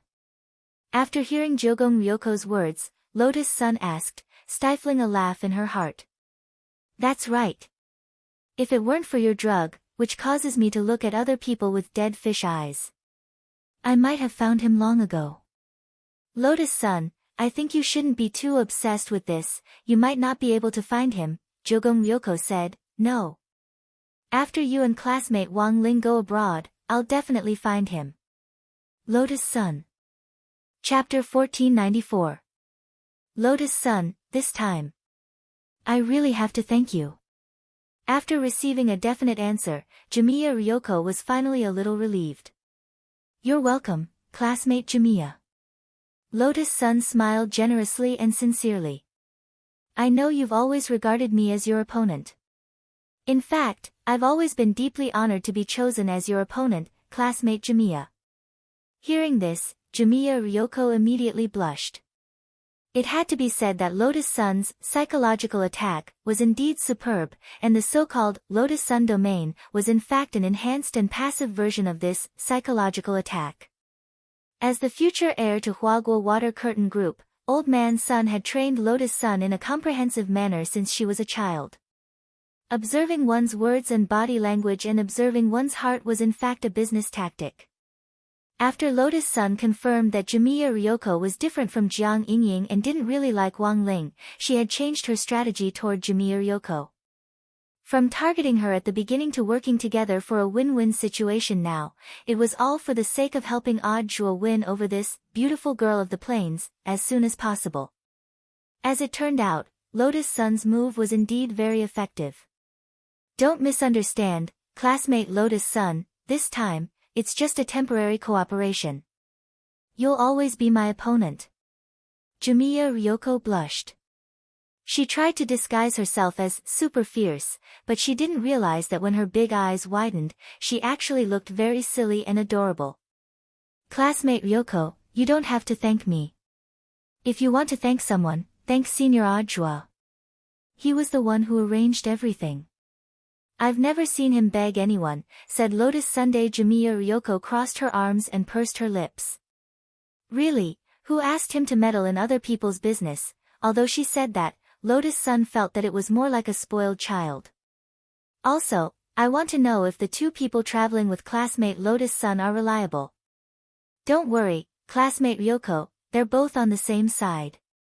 One is classmate Wang Ling, whom you've already met, and the other is Wang Shower, who's suspended from school. I know classmate Wang Ling, the one with the delicate features and dead fish eyes. Ryoko Kamiya shrugged. She didn't care too much about Wang Ling, because the effects of the drug hadn't worn off, and she looked at everyone with dead fish eyes. In contrast, she was actually more concerned about Wang Ming. By the way, who is this Wang Shower? What do you mean by saying that they're all on our side? Senior Audiobook didn't tell you? Lotus Sun suddenly smiled. Student Wang Ling and student Wang Xiao are actually his disciples. However, this matter has not been made public yet, so I hope that classmate Yoshiko can keep it a secret. He has a disciple. Yes. Lotus Sun said, Senior Audiobook is so awesome, of course he has to choose the right person to inherit his mantle. I see. Hearing this, Kwamiya Ryoko showed an expression of sudden realization and nodded like a chick pecking at rice. By the way, does classmate Yoshiko still suspect Senior Audiobook? He's a man of genuine ability and learning, Lotus Sun asked deliberately.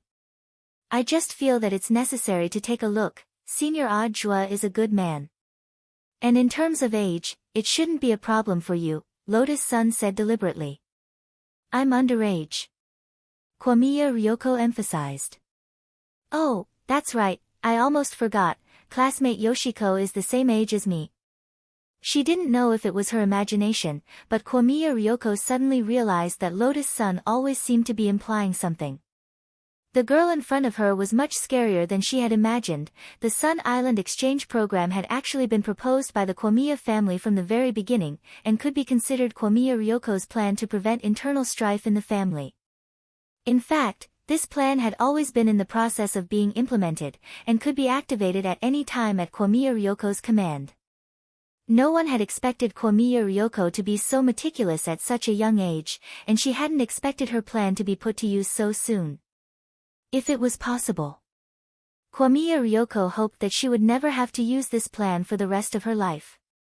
That night, Kwamiya Ryoko closed her eyes as she tossed and turned in bed, thinking about a lot of things. She didn't know how much time had passed before she finally fell asleep. In her dream, she found herself walking on the surface of a frozen lake. A snowstorm blocked her view. For a moment, Kwamiya Ryoko found that she couldn't see the road in front of her clearly.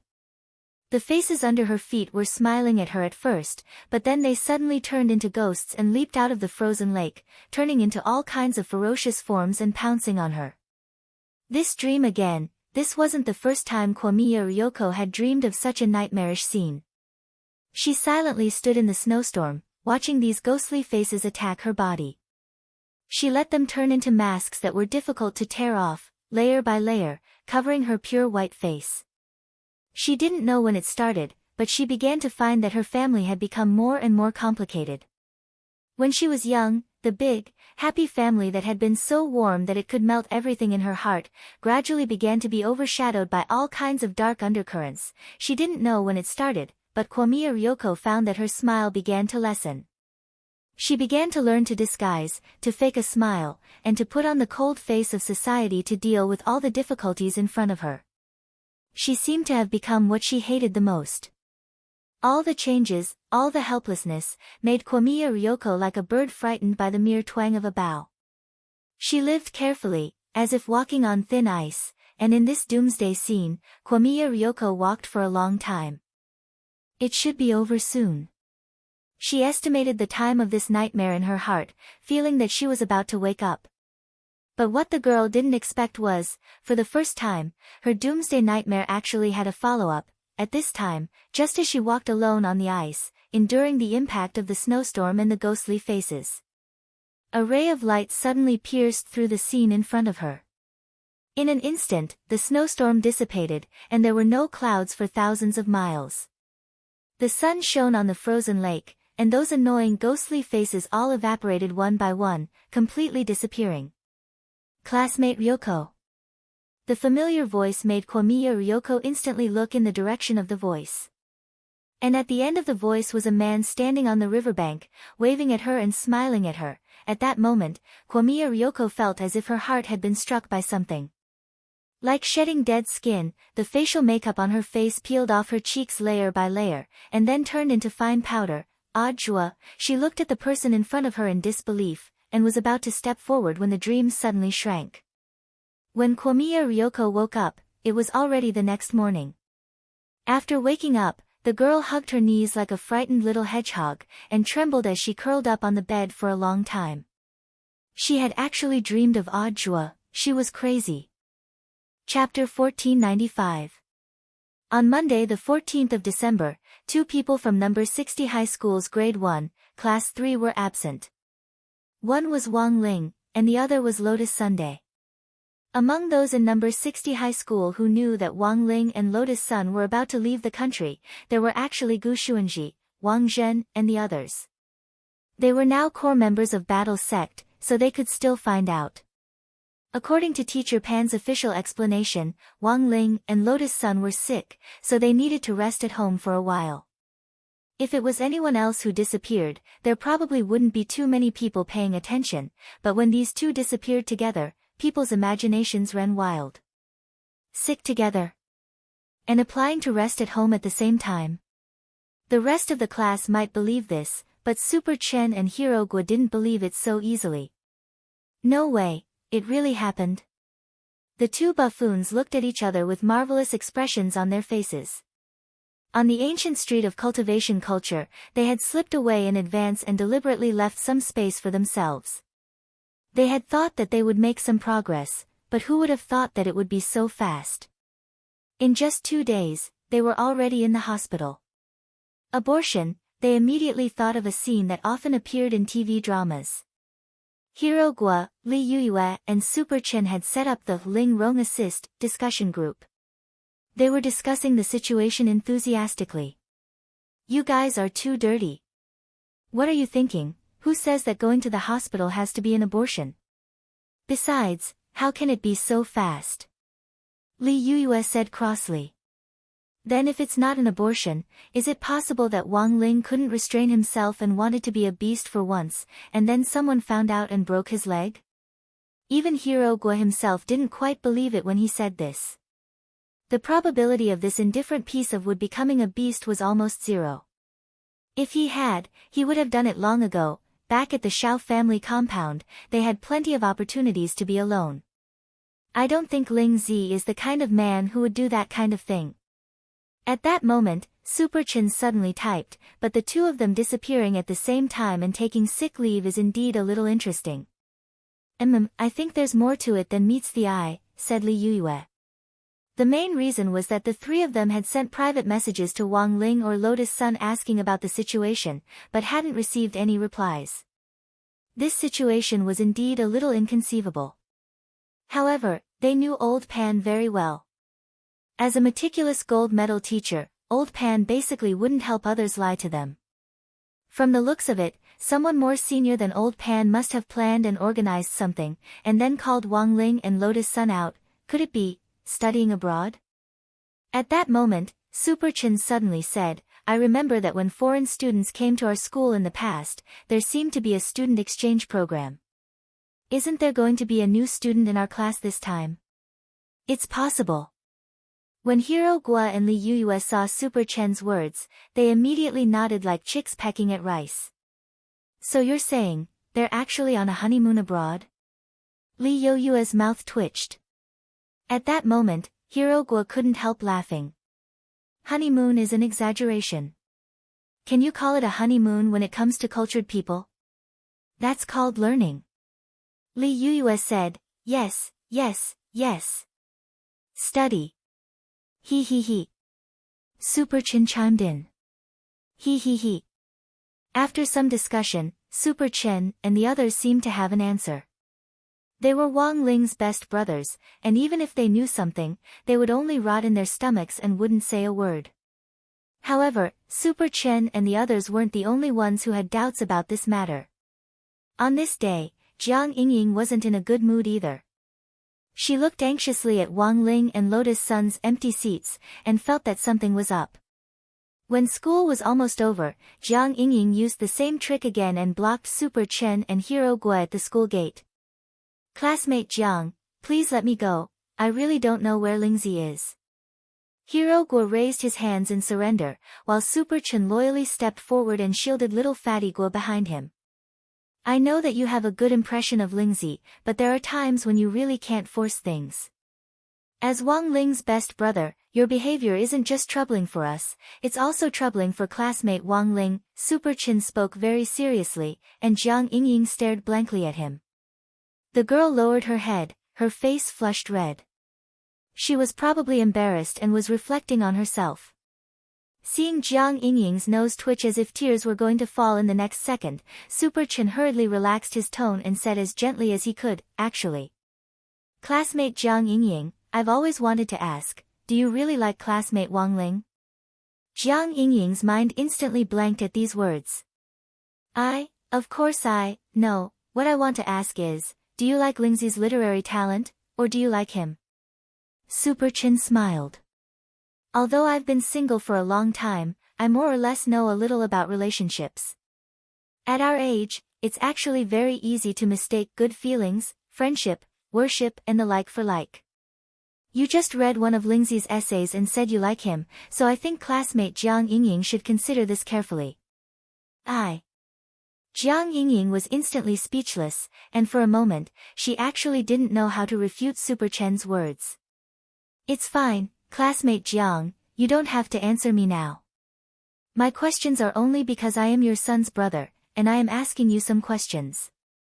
They're just some immature little questions, said Super Chen.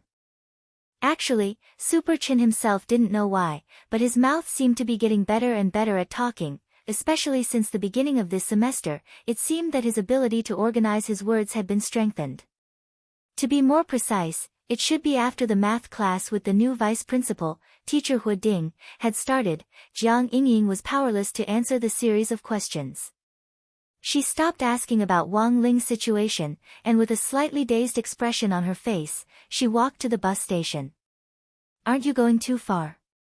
Super Chen frowned and was a little worried. Let's follow behind and send classmate Jiang Yingying back first. Her condition is indeed worrying, said Hiro Gua. Just like that, the two of them discussed and secretly followed Jiang Yingying. At that moment, Wang Ling and Lotus Sun were going through the relevant procedures to go abroad at the same place. Because he had to be present in person, Wang Ling had no choice but to participate in this matter himself. Actually, this wasn't Wang Ling's first time going abroad. The main thing was that it was his first time going abroad according to the official procedures, because he had habitually used teleportation before. Theoretically speaking, Wang Ling had already entered other countries illegally several times. Furthermore, he had repeatedly jumped around, and no one could do anything to him. Huaxiao Cultivation Entry-Exit Administration. At that moment, Wang Ling, who was taking a passport photo, ran into a new problem. Classmate Wang Ling, can you smile for a bit? The female police officer who was taking the passport photo raised her SLR camera and looked at Wang Ling as she asked. Wang Ling grinned. The female police officer didn't know whether to laugh or cry. Why do you smile like you're crying? Wang Ling, female police officer. Come, copy me, isn't Kuxuan handsome? Wang Ling, female police officer. Don't keep silent, just copy me. I'll take the photo. Wang Ling, but I can't lie, female police officer. Chapter 1496. Almost all of Wang Ling's ID photos had a dead look on his face, as if he had nothing left to live for and had yet to wake up. He lacked the temperament of a sunny teenager, which was probably a problem that was hard for Wang Ling to change. This had directly led to him being labeled a melancholy teenager, since he was young, which was different from that kind of abstinence. Who knew if it was because of his dead fish eyes, which directly made him look a little hollow. In junior high, Wang Ling remembered that he had been given a very excessive nickname, Young Master Kidney Deficiency. Wang Ling didn't know where this nickname had come from. But he couldn't be bothered to pay attention to this kind of childish behavior. Essentially, giving people nicknames in school was also a kind of violent behavior. But the truth was that the nickname incident in junior high didn't last long. At that time, a lot of people really felt that Wang Ling was weak, and deliberately ran over to pick on him to bully him. For example, when Wang Ling was in the bathroom, they would rush out of the single cubicle in the back and violently take pictures of him. For example, when Wang Ling was in the bathroom, they would rush out of the single cubicle in the back and violently take pictures of him. This guy could really be called Young Master Kidney Deficiency. Which Young Master Kidney Deficiency could grow into a space-cracking throne. After another 10 minutes or so, the female police officer finally gave up completely, just like those photographers who had been keen on taking smiling ID photos. Such a good-looking young man was actually an autistic teenager. What a pity. She stared at Wang Ling's ID photo with his paralyzed face and sighed emotionally in her heart.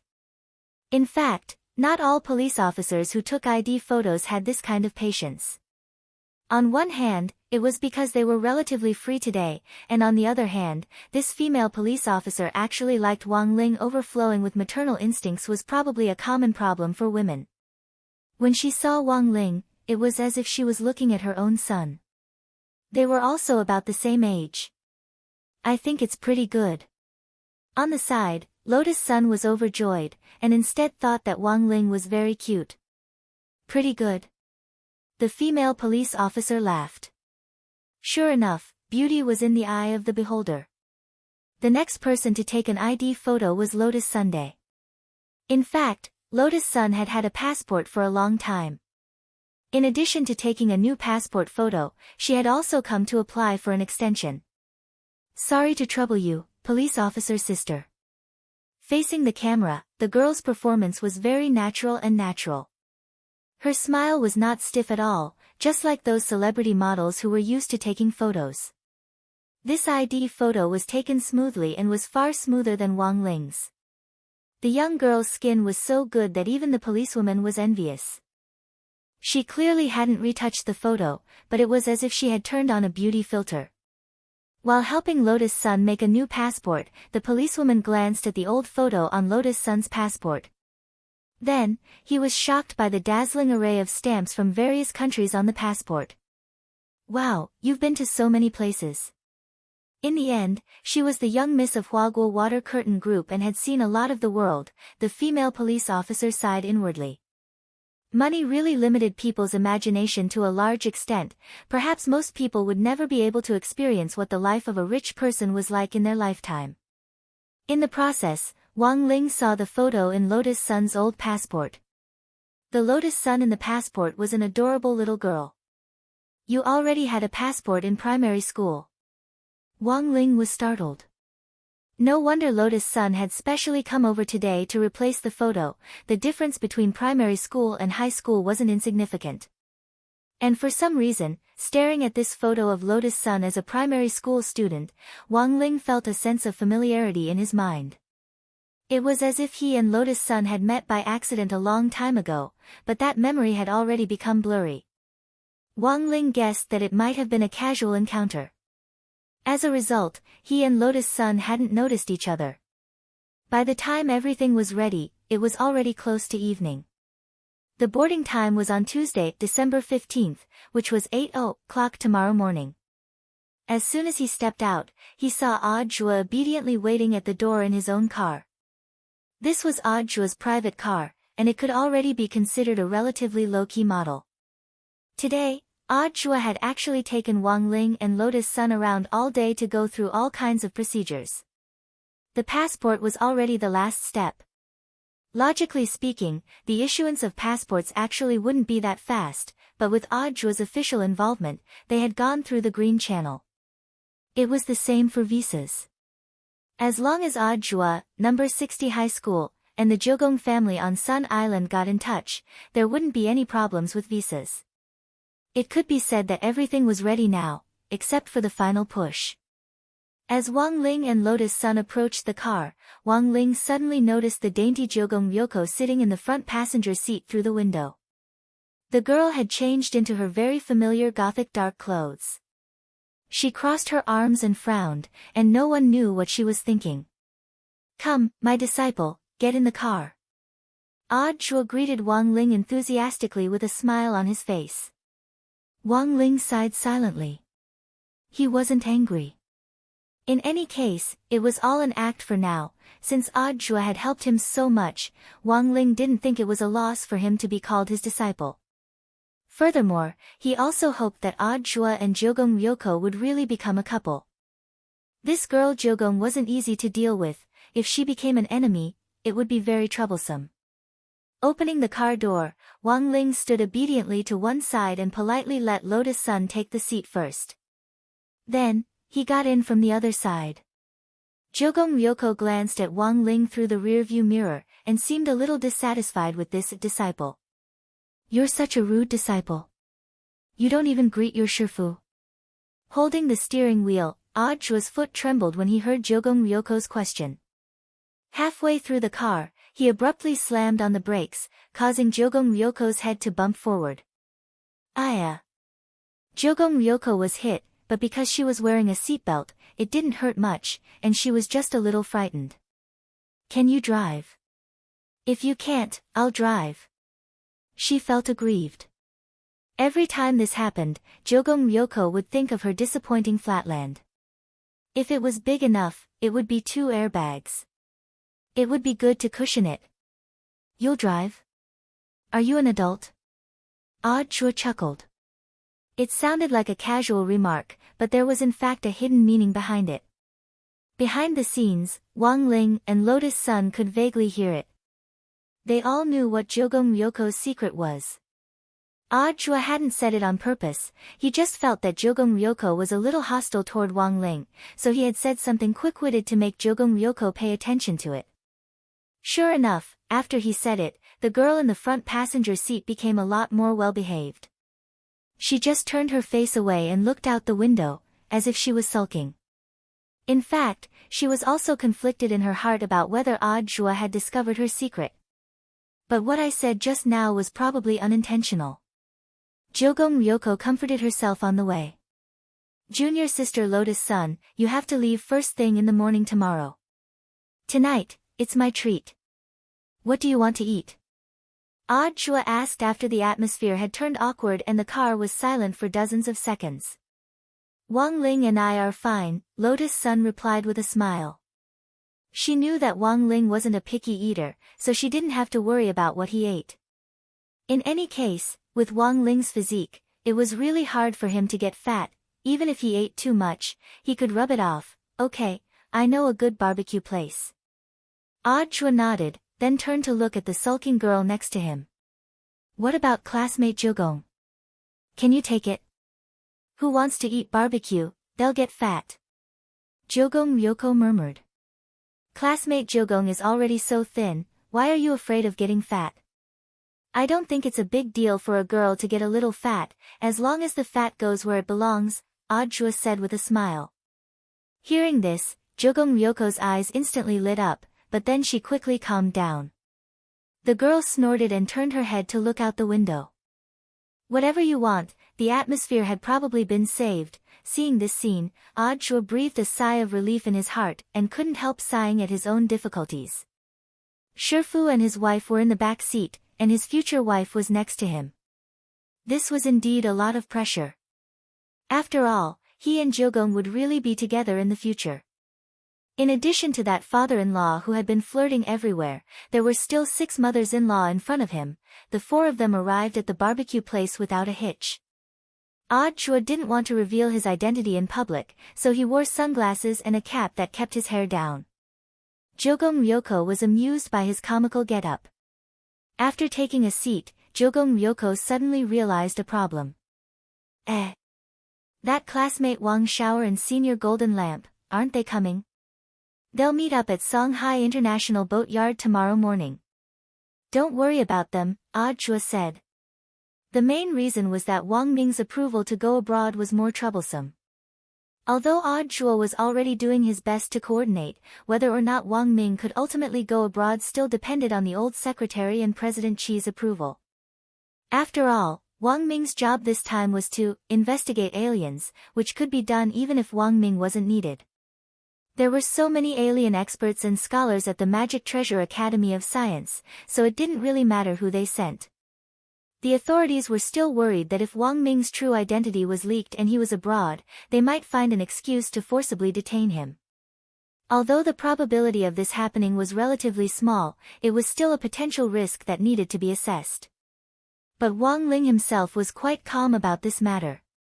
With the Great Fortune spell, he knew that Wang Ming wouldn't be in trouble if he went through the vetting process. During the food order segment, a graceful waitress walked over from a distance with a tray in her hands. She placed the iced lemonade on the tray in front of everyone. My name is Aya. This is the complimentary iced lemonade. If you need it, you can call me for a refill at any time.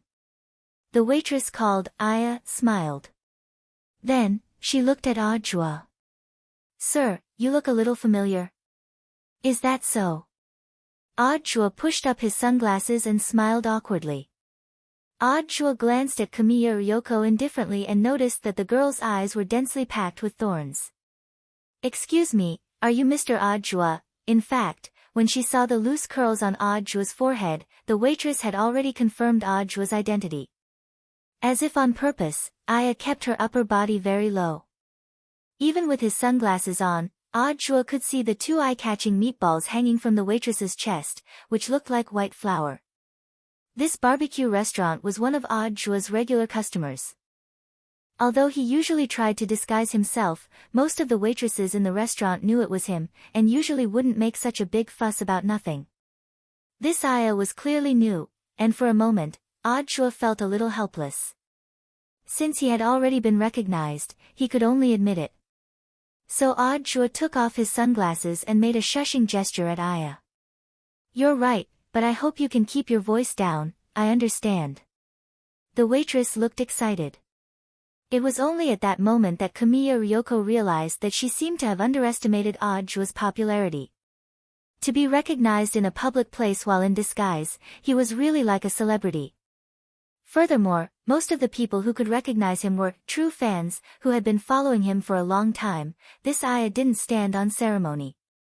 She took out her phone on the spot, set it to selfie mode, and then set the beauty level to the highest. That. Mr. Chua, can I take a photo with you? She was very obedient and didn't disturb the other diners. She kept her voice very low, shy and a little numb, and then pretended to pull up the collar of her uniform. This scene immediately caused Wang Ling to obediently turn his face away. On the side, Lotus Sun watched this scene as if she were watching a play, and at the same time, she was very satisfied with Wang Ling's indecent gaze. In fact, Wang Ling also didn't know why he had turned his face away. Maybe it was out of a straight man's instinct, but he felt that he should turn around. Sorry, it's not convenient for me to take a photo with you. Chua smiled at the waitress and refused. In fact, he had never refused this kind of thing before. Unfortunately, with the alliance election at hand, he needed to be extra careful. After all, he was currently very well known nationwide. Taking a photo with him wasn't a big deal, but he was afraid that people with ulterior motives would use it to do bad things. For example, a year ago, a restaurant owner had used a photo of Chua to advertise that he was his relative, in order to drum up business. After that incident, Audra had actually been more careful and rarely took photos with others. "Can't I?" This waitress called Aya looked disappointed when her request was turned down. She gently rubbed her foot against Audra's leg. "If you don't mind, I can sign instead." The corners of Audra's lips curled up slightly. Actually, he knew what this Aya was up to. However, he could resist temptation. This was in itself a test for cadres. Audra considered himself a person with strong self-control. It wasn't like he had never experienced a situation like this before. It would actually be very easy to get rid of this waitress. But that wasn't what he was focused on. He was more curious about Jogong's attitude and reaction. The truth was that at that moment, Jogong Ryoko's expression was already very ugly. The girl's face was overcast, and coupled with her dark gothic gown, she looked like a witch in an ancient castle. Even if she didn't say anything, Lotus-san could sense that Jogong Ryoko wanted to skin this waitress alive. "Odd brother Joie, I've always been your fan, I beg you, just one. Is that alright? I promise I won't tell anyone."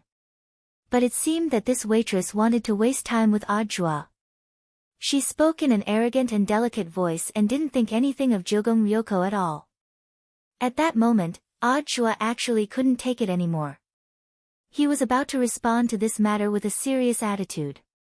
In the end, Audra hadn't expected Jogong Ryoko to be the first to restrain herself.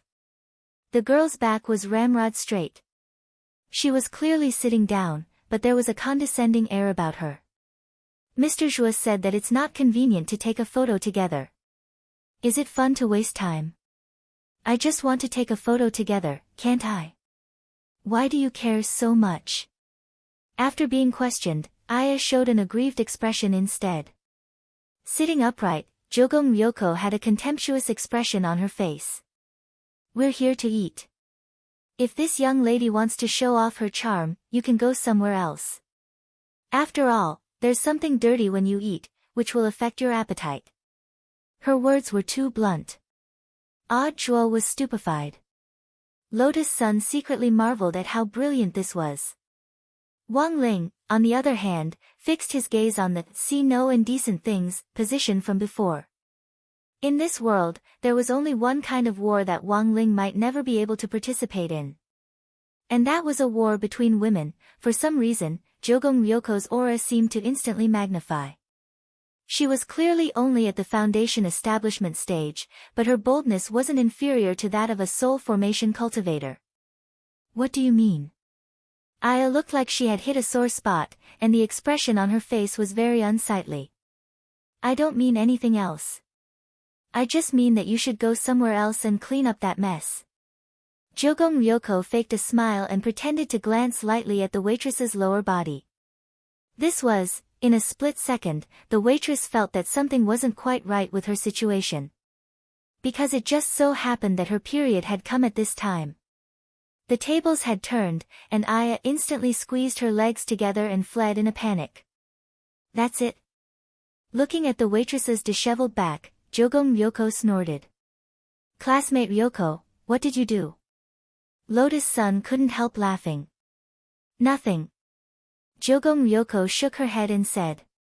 She couldn't be bothered to continue arguing with this flirtatious girl in front of her, because that would only attract more attention. Fortunately, she used the power of the copy of the ghost register. Because the truth about the riot hadn't come to light yet, Jogong Ryoko knew that it was actually risky for her to do so. But she hadn't been able to restrain herself just now, thus, she summoned a little brat called Excavator, and tampered with it a little. This little thing wasn't fatal, it would just bleed a little as a warning, and then it would be like she was on her period.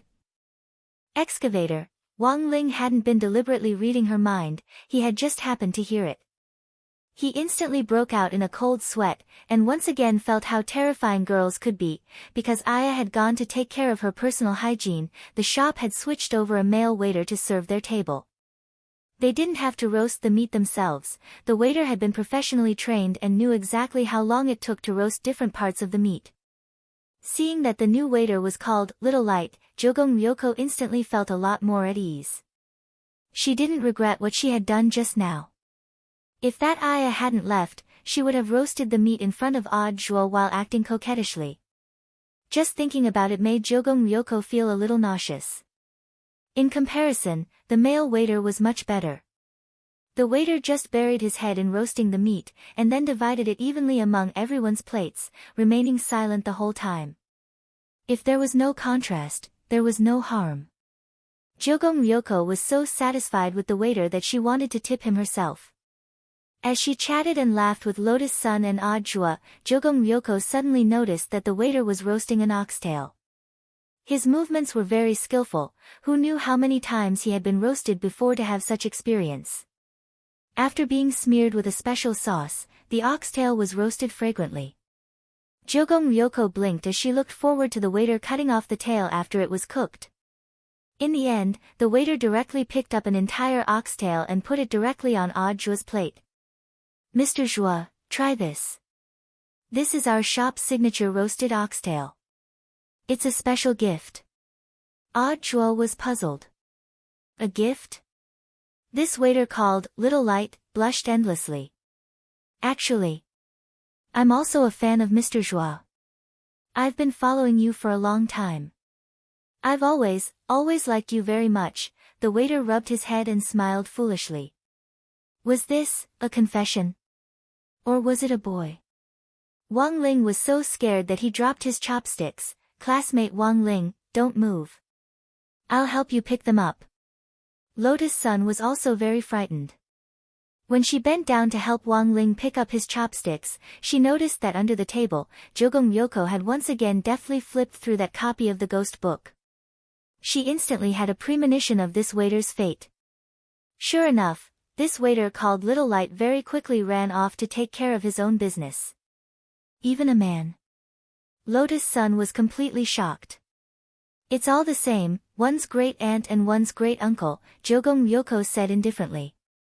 In her heart, she cursed Audra for finding this lousy shop. It really had all kinds of demons and ghosts. Wang Ling and Audra, and then, there was no, and then. After experiencing Aya and Little Light, Jogong Ryoko started to be extremely vigilant of the waiters who deliberately approached their table. It looked like everyone was there to confess. Anyone who approached their table and their gaze lingered on Audra for more than 10 seconds would be sent off by Jogong Ryoko to take care of their own business. Jogong Ryoko wasn't in the mood to eat, and her eyes were like searchlights as she looked around. She had thought that no waiter would dare approach them, but at that moment, she saw a smiling old man walking toward them from a distance.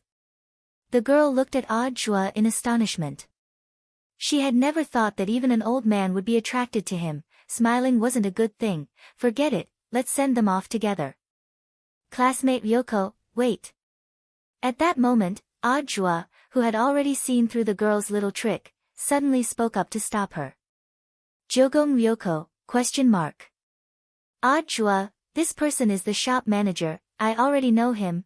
Jogong Ryoko, "No way, but I'm all ready." At this point, the old shop manager was already walking toward them. "I'm sorry, Mr. Zhua, I don't know what's going on in my shop. It seems that everyone has a little problem today. Wang Ling, Lotus-san, Audra and Jogong Ryoko, Aya, the newcomer in our shop, and Little Light, the one who came to serve you before, are actually boyfriend and girlfriend. I knew you were coming, so I arranged for this young couple, who are both your fans, to serve you. I didn't expect young people nowadays to be so frail and sickly." Speaking up to this point, the shop manager's expression suddenly changed. Audra had a bad feeling. "What's wrong?" The shop manager, "I'm sorry. I have to go as well to take care of my own business." Audra. Chapter 1497. Wang Ling realized that there seemed to be a lot of strange ghosts in the ghost record. After all, this ghost record was the foundation of the entire Jogong family for 100 years. The ghost called Excavator. It was in fact a collective vengeful spirit. It was mainly made up of billions of descendants who had been wrapped in toilet paper and flushed down the toilet by the boys on countless lonely nights. Only a few of them had become small vengeful spirits, which wasn't something to be afraid of. But at some point, they had accumulated into an ocean. This extremely frightening ghost had been created. In urban legends around the world, there were sometimes people who had unexplained blood in their stool or urine when they went to the toilet. The root cause was this collective vengeful spirit. Decades ago, the Jogong family had captured this thing and given it a code name, Excavator. And this was the origin of this ghost. After dinner, Jua left some cash at the front desk. The main reason was that almost everyone in the shop had gone to deal with their personal problems, and even the bill collector had disappeared. He deliberately gave more as an apology on Jogong Ryoko's behalf. Since his future wife had made a mistake, it was only right for him to give the shop manager a token of appreciation. In fact, although Jogong Ryoko didn't say anything about her rash behavior, she was actually deeply sorry in her heart. She had even felt that she had been a little neurotic. Nothing like this had ever happened before. But now, Jogong Ryoko realized, whenever it involved Jua, she would always lose her rationality bit by bit, and lose her calm judgment. She thought of Jua waving at her on the other side of the frozen lake after the snowstorm in her dream last night, his face radiant with sunshine. The girl's face involuntarily turned a little hot. She sent Wang Ling and Lotus Sun back separately. In the passenger seat, the girl who looked like she was taking a nap with her eyes closed suddenly made a growling sound in her stomach. The scene was a little awkward. Tonight's dinner had been too noisy, and Jogong Ryoko hadn't had a good meal. Furthermore, because she had overused the ghost, she had become even hungrier than before. Jogong Ryoko had wanted to put up with it for a little longer, and order a midnight snack when they got home. But her stomach had failed to live up to her expectations at that moment. Hungry? Jua raised his eyebrows and asked, "Do you want to go for a midnight snack with me?" Komiya Ryoko knew that Jua must have noticed that she was pretending to sleep. After thinking for a while, he opened his eyes. Roadside stalls are not clean. Who said I'm taking you to eat at roadside stalls? Jua said, I can make it for you myself. Komiya Ryoko was surprised to hear this. You can cook? Of course. When I was in the basic army, I worked in the cookhouse for a while. Jua smiled confidently and said, of course, it's a little late now. If you want to go back and rest, I can send you back now. If you want supper, follow me to the staff apartment. But I'm afraid it'll be midnight by the time we finish this supper. It's not good for the development of underage girls. These words made Ryoko Kyuya silent. She swallowed the saliva in her mouth. She didn't know if it was because she was looking forward to Jua's cooking or because she was really hungry, but she felt a little conflicted. You've always been a straightforward person. Is it really that difficult to make a decision? Holding the steering wheel, Jua withdrew his gaze and deliberately didn't look at Komiya Ryoko's red face. Or is it because you heard that we're going to my apartment that you thought of something else? Hearing this, Ryoko stared blankly. Since Jua had already said this, if she still didn't go, it would seem like she had a guilty conscience. So she folded her arms, rolled her eyes at Jua, and looked at him with her shapely eyebrows furrowed. Let's go, I'm not afraid of you. Okay. As a master planner, Jua was of course overjoyed to see that his fishing strategy had succeeded. In fact, it was only after Ryoko agreed that she realized she had been tricked by Jua again. She didn't know why, but Jua always seemed to be able to provoke that chord in her heart. But Komiya Yoshiko still refused to admit this matter verbally. Even though she seemed to already have the answer in her heart. But between her and Jua, perhaps they could only be close friends at most, and there was no possibility of them going any further. Every time she thought of this, Ryoko's mood was like a ball of tangled cotton thread, extremely messy. The pressure from the family behind her might have already drawn a line between her and Jua. Following Jua to the staff apartment, Ryoko was shocked by where Jua lived. It wasn't that it was gorgeous, but that everything was too clean. The wooden floor was spotless, there was a fragrance in the air, and all the smooth surfaces were so shiny that they reflected light, as if they had just been wiped. But what surprised Ryoko the most was Jua's obsessive-compulsive neatness. The books on the bookshelves, the pendants on the walls, the knickknacks on the countertop, Not only were the colors uniform, even the placement of everything was clearly at the same level. It was simply cleaner and more beautiful than her villa. As a man's bedroom, Ryoko thought it was a little outrageous. How did the saying go? If it was clean and tidy without any smell, it was either a trap or gay. You live alone? Ryoko asked. Of course. Chua nodded and couldn't help smiling. I want to find a wife to keep me company, but someone has to be willing to marry me. As he said this, Chua was pouring lemonade for Ryoko.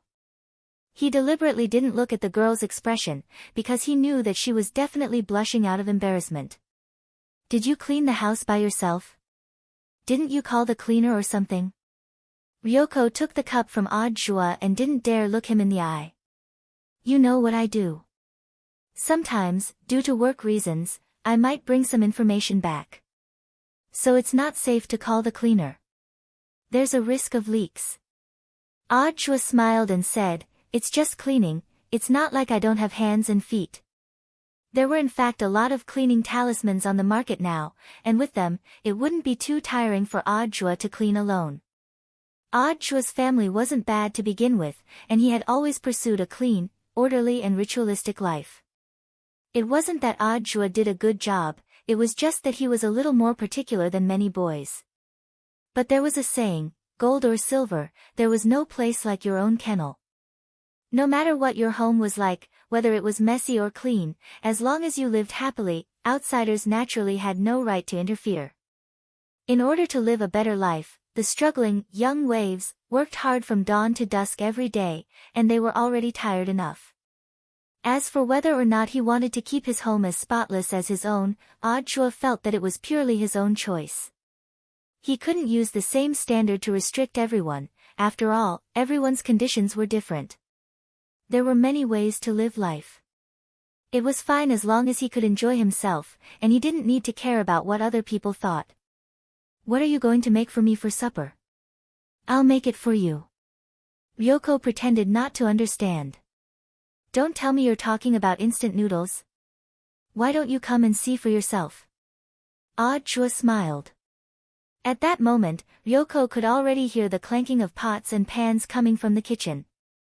Curious, she walked into the kitchen and saw that Chua was rolling noodles. Supper was actually handmade hand-rolled noodles. The thick and big rolling pin rolled the dough back and forth. After pushing it into a thin piece of cake, Kwamiya Ryoko saw a familiar emerald green light flash. In the blink of an eye, the dough had been cut into noodles of the same thickness and length. It had to be said that Chua's knife skills were too exquisite, as if they had been processed by a machine. The key was that the edges of the noodles were actually stained with a faint green bamboo color. At that moment, Chua said, "This is hand-rolled bamboo noodles, which I recently figured out. Even my disciple hasn't eaten it before." Ryoko was skeptical. Bamboo noodles, so that emerald spirit light just now couldn't have been, that's right, it was my spirit sword, cut. You used a spirit sword to cut noodles?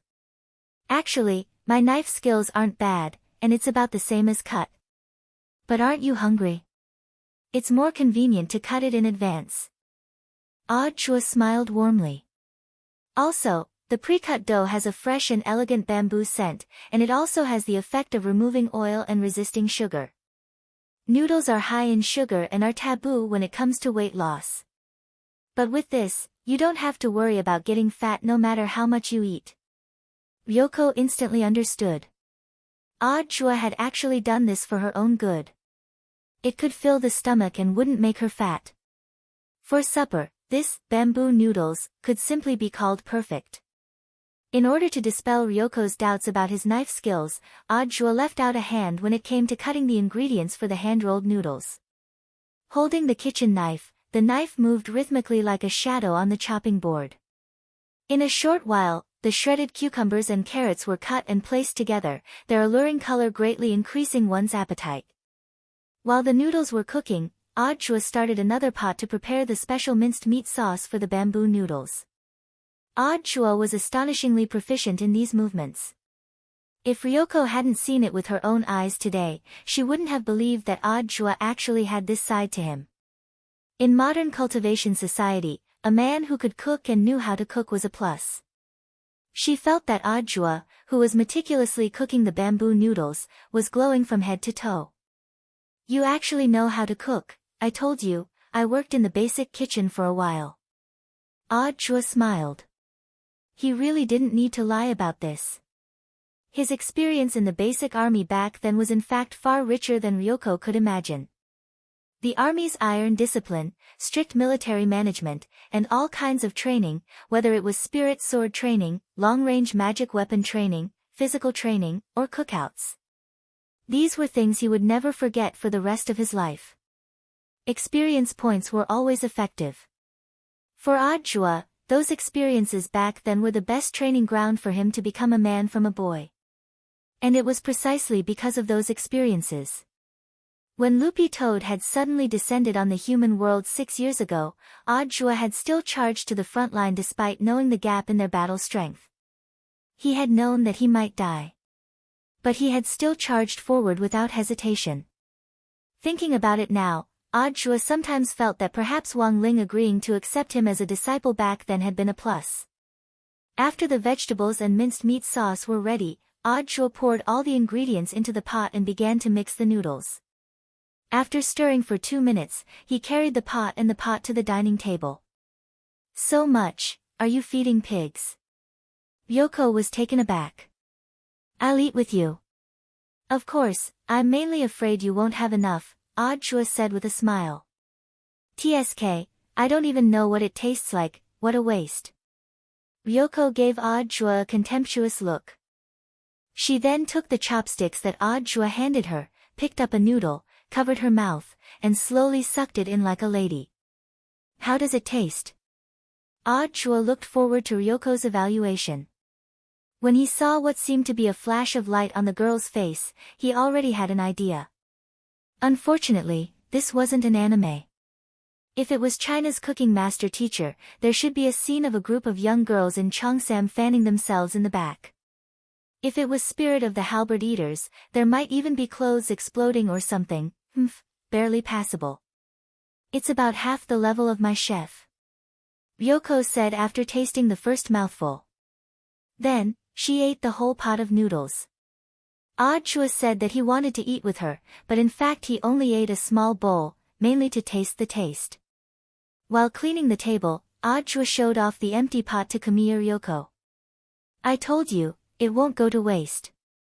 Don't be too pleased with yourself, I just think it's shameful to waste. It's not because your noodles are delicious. Ryoko snorted. She rubbed her belly and felt that she had indeed eaten a little too much, but the amazing thing was, she didn't feel bloated at all. Although it was her first time eating Audrey's bamboo noodles, it had to be said that it did indeed leave a rich aftertaste.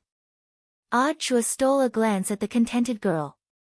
While he was secretly happy, he couldn't help feeling a little disappointed. After eating the noodles, Ryoko's belly did look a little bigger, but it still hadn't grown in the places it should have. What a pity. After washing the pot, Audrey saw the girl sitting on the sofa, looking very preoccupied. What are you thinking about? Audrey noticed a problem. It was said that when one was full, one would think about money, but Ryoko was the opposite. After eating, she started to let her imagination run wild. I was wondering if it was the right decision to let classmate's son and the others go to the Ryoko family. Ryoko was very worried.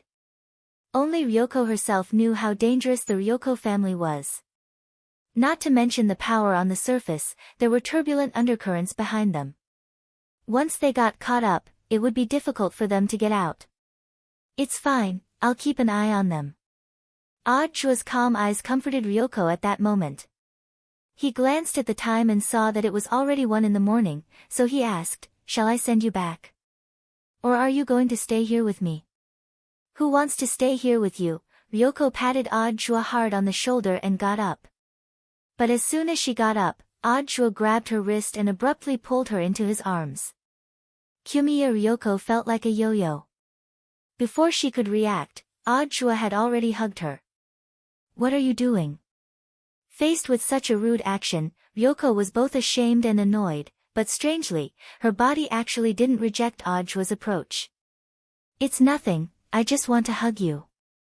Ajua's voice was very low, as if he was acting spoiled, and Ryoko's heart trembled when she heard it. Let go of me. I really have to go back.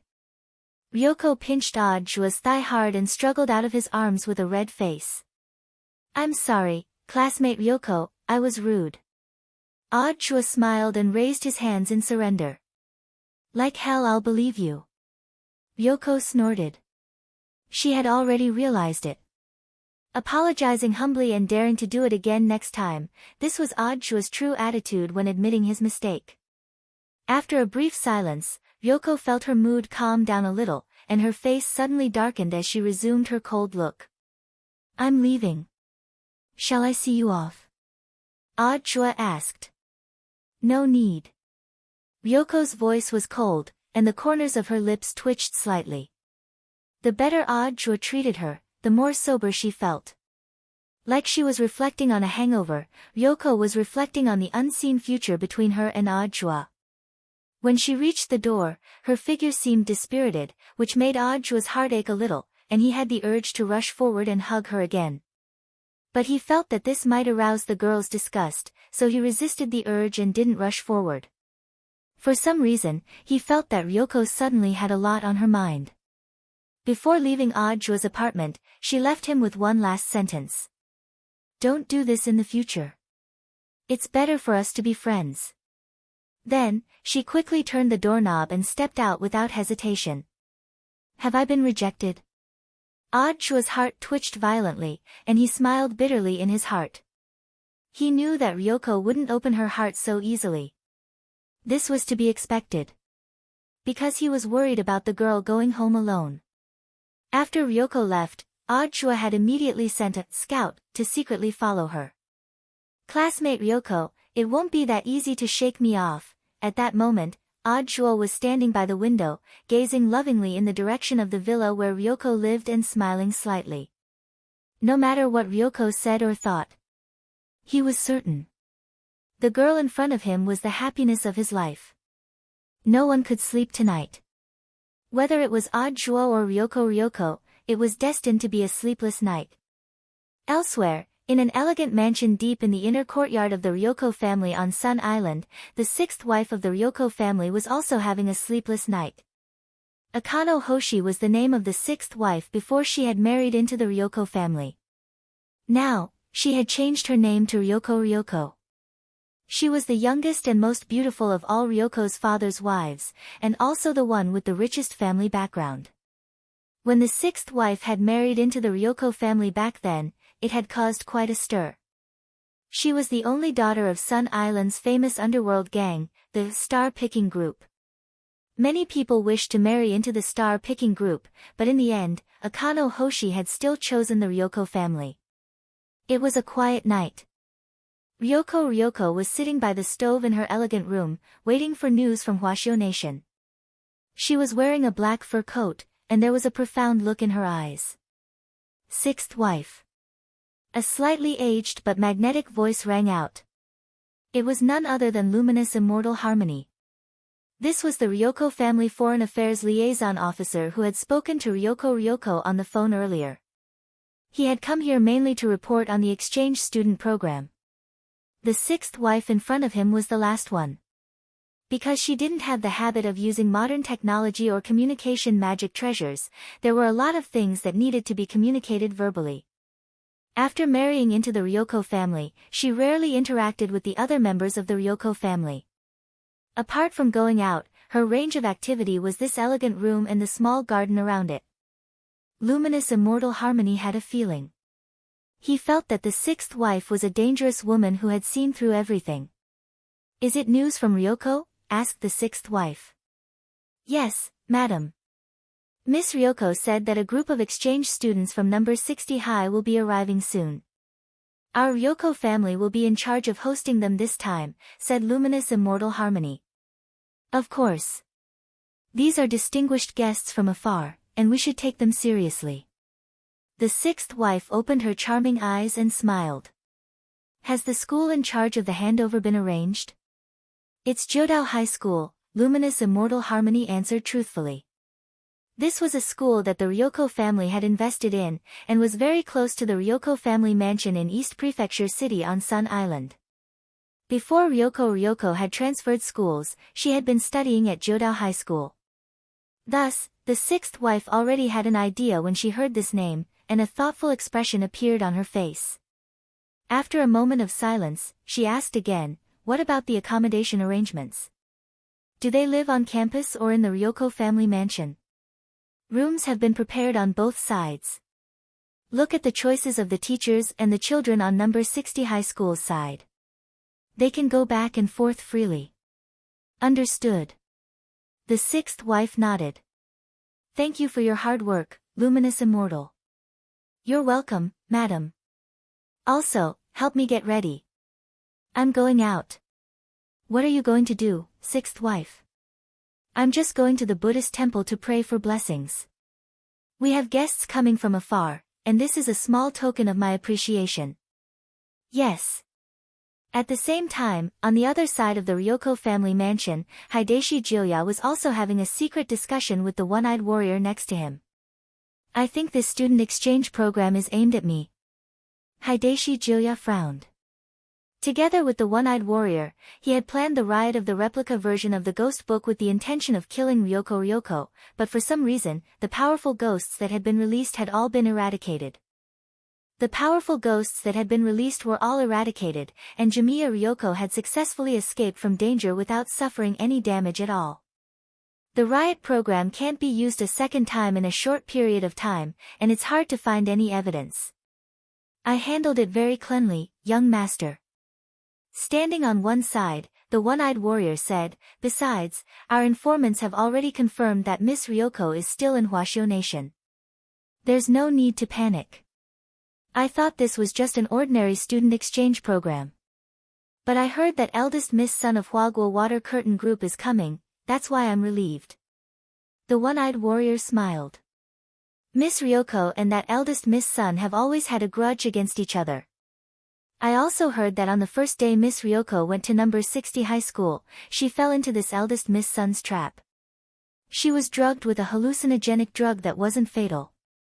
This embarrassed Miss Ryoko for a while. "So that's what happened." Hideshi Juya was surprised. "That's right." The one-eyed warrior continued, "Since the two of them don't get along, I think our chance might have come." "What do you mean?" He looked at the one-eyed warrior. The one-eyed warrior said, "If we can take advantage of eldest Miss Sun's participation in this exchange meet to befriend her, we might not even need to deal with her. This is the art of war, killing with a borrowed knife." Hideshi Juya smiled coldly. "Killing with a borrowed knife?" Jiogong Shoshir sneered, "Killing with a borrowed knife?" Hideshi Juya had long heard of what kind of person Lotus Sun was.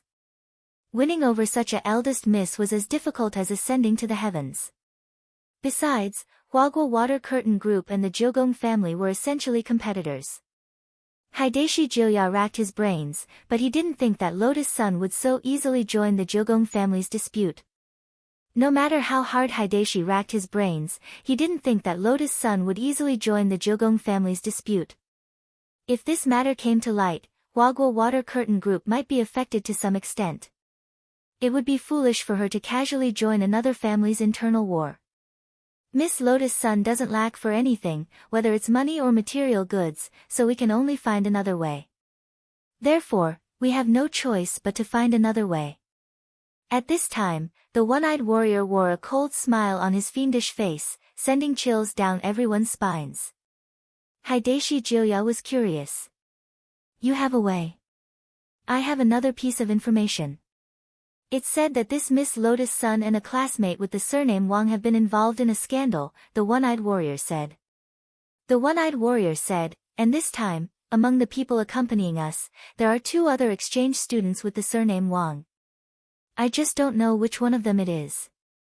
When the one-eyed warrior said this, Hideshi Juya's expression instantly lit up. "I understand. You want to." He knew his one-eyed warrior's style too well. "That's right. Since we can't win eldest Miss Sun over with money or material goods, we can start with the boy she likes. Then, We'll start with the boy Miss Lotus Sun likes. There might be a chance. The one-eyed warrior said, but because we're not sure which one she likes in the group with the surname Wang. We can only tie up those two boys. Will that work? Hideshi Juya suddenly felt that this plan wasn't reliable. It's just two foundation establishment boys. They won't be able to resist at all. The one-eyed warrior said confidently, even if there's a teacher guarding them, we just need to lure him away. It won't turn into a diplomatic incident, will it? Hideshi Juya was still worried. These two boys come from very ordinary families. It might be difficult for ordinary existences like them to cause a splash. I still hope that young master can think things through. This is the best opportunity right now. The one-eyed warrior felt that he had already considered this matter very thoroughly. Although he seemed to be threatening Miss Sun on the surface, this operation wasn't aimed at her, after all. It would be too exaggerated to escalate to a diplomatic issue. Moreover, he wouldn't really kill the two boys, nor did he have to kidnap them. He just had to cater to their preferences and keep them under surveillance for a period of time. The overall risk of the operation was very low, and once he succeeded, he would be able to win over Miss Sun's support. He even felt that he could retire. With Miss Sun's financial resources, he didn't have to worry about Hideshi Juya being unable to assume the position of head of the family. However, whether this matter would succeed or not depended on Hideshi Juya's opinion. The one-eyed warrior was only a fighter, an errand boy, and a strategist. He couldn't overstep his authority when it came to critical decisions. This was also out of respect for his late master, Hideshi Juya's birth mother. After hearing the one-eyed warrior's opinion, Hideshi Juya sat in his wheelchair and thought for a long time as if he was in a daze. There wasn't much time left for him. This time, the riot plan of the copy of the ghost record failed, although it did not directly kill Kumiya Ryoko. However, it also made Hideshi Juya notice the power of Madame Lu. Madame Lu represented Sun Island's most famous underworld organization, the Star Pluckers. In other words, the Star Pluckers also wanted to interfere in the future head of the family election. This was something that Hideshi Juya hadn't expected. If they wanted to contend with the Star Pluckers in the future, they wouldn't be able to rely on the chips they had. They needed more powerful reinforcements in order to do so. At this thought, Hideshi Juya couldn't help taking a deep breath. Man proposes, God disposes. So, young master's answer is? Asked the one-eyed warrior. Hideshi Juya gritted his teeth. Do it. It was Monday, December 14th, morning. Wang Ling and Lotus Sun arrived at Songhai International Boat Yard on time. Through the airport's huge glass windows and bright sunlight, Wang Ling saw huge immortal boats moored on the immortal boat yard. Wang Ling hadn't slept at all last night. It wasn't for any other reason, but because he had been calculating the pocket money he had saved up. Compared with Lotus Sun, his pocket money clearly wasn't enough, and probably didn't even have a fraction of what he had. Wang Ling transferred all the New Year's money and the pocket money that Father Wang had given him into his phone wallet. Total, 8720.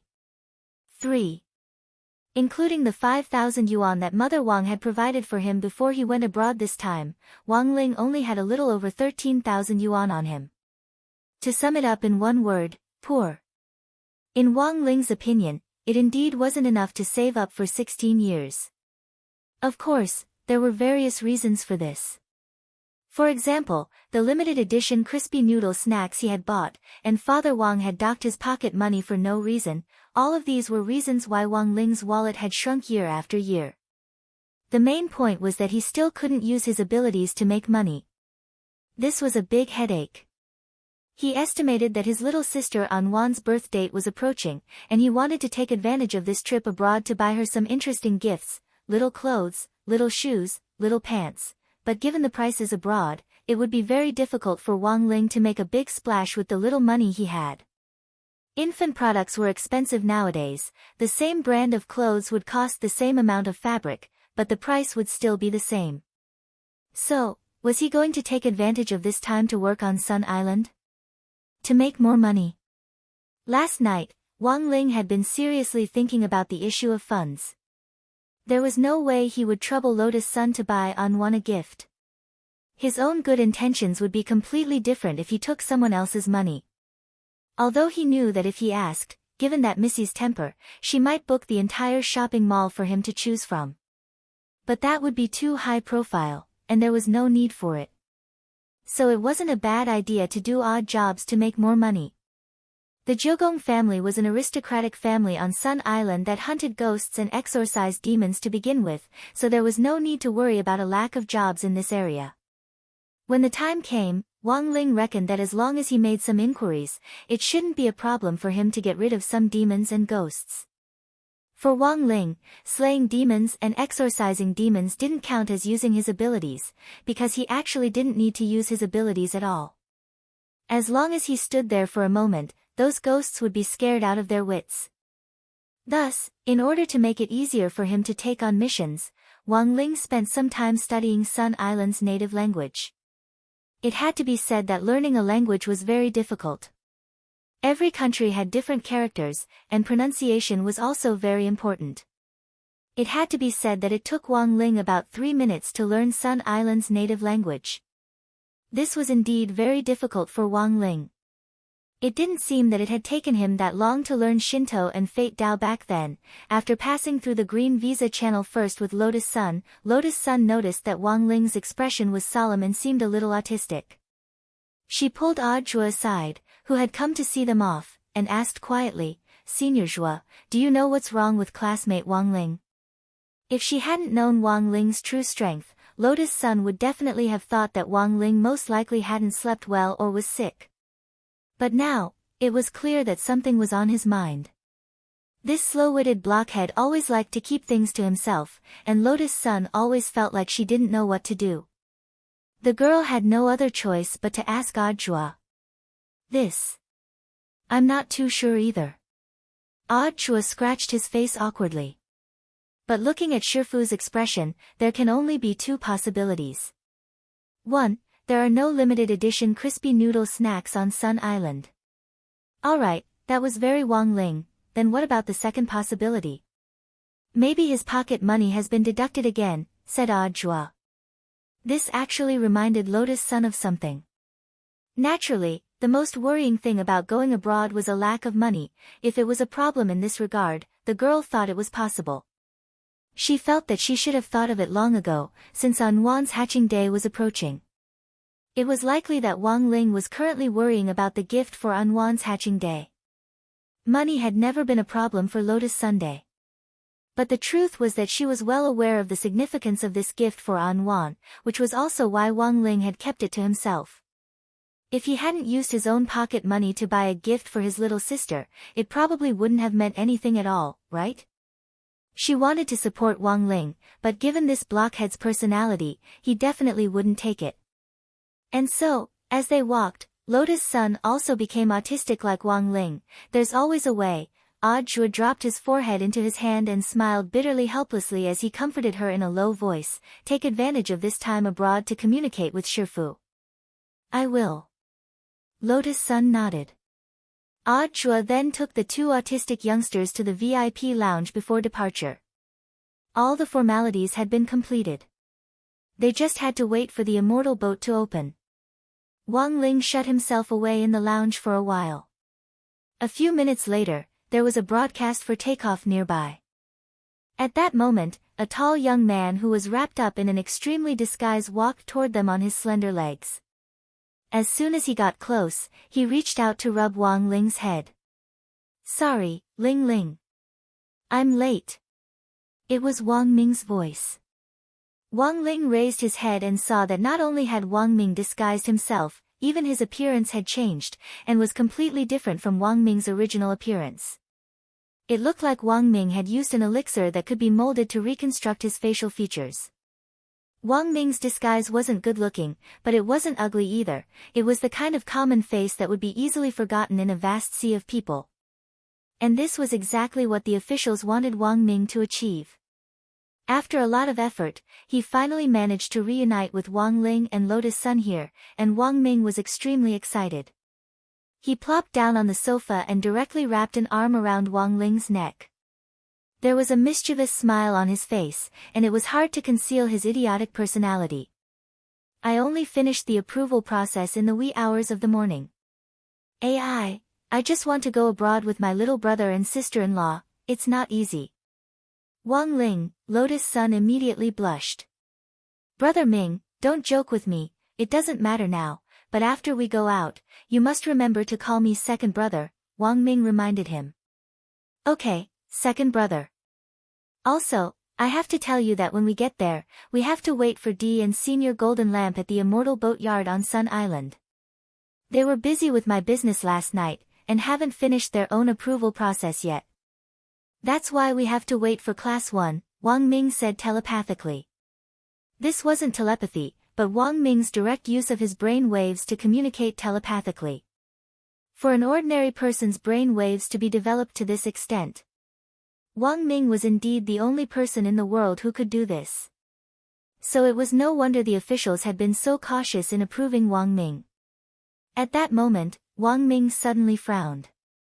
There was a wary look in his eyes as he continued to use his brain waves to secretly communicate with Wang Ling and Lotus Sunday. Do you feel anything? Wang Ling and Lotus Sun both nodded. Someone was watching them. Furthermore, this person was a passenger on the same flight as them. He was a man in a woolen hat, sunglasses, and a black down jacket. How's the situation? At that moment, a voice came from the man's mini headset. Don't worry, everything is going smoothly, be careful, don't get caught, don't worry, it's just 3 foundation establishment students. They can't even complete this little task. How can I face young master? Although he had been using sunglasses and pretending to read the newspaper to demonstrate, this person clearly hadn't expected that the moment he harbored ill intentions, he had already been targeted by the people he was monitoring. Even more so, he hadn't expected, the 3 people he was monitoring.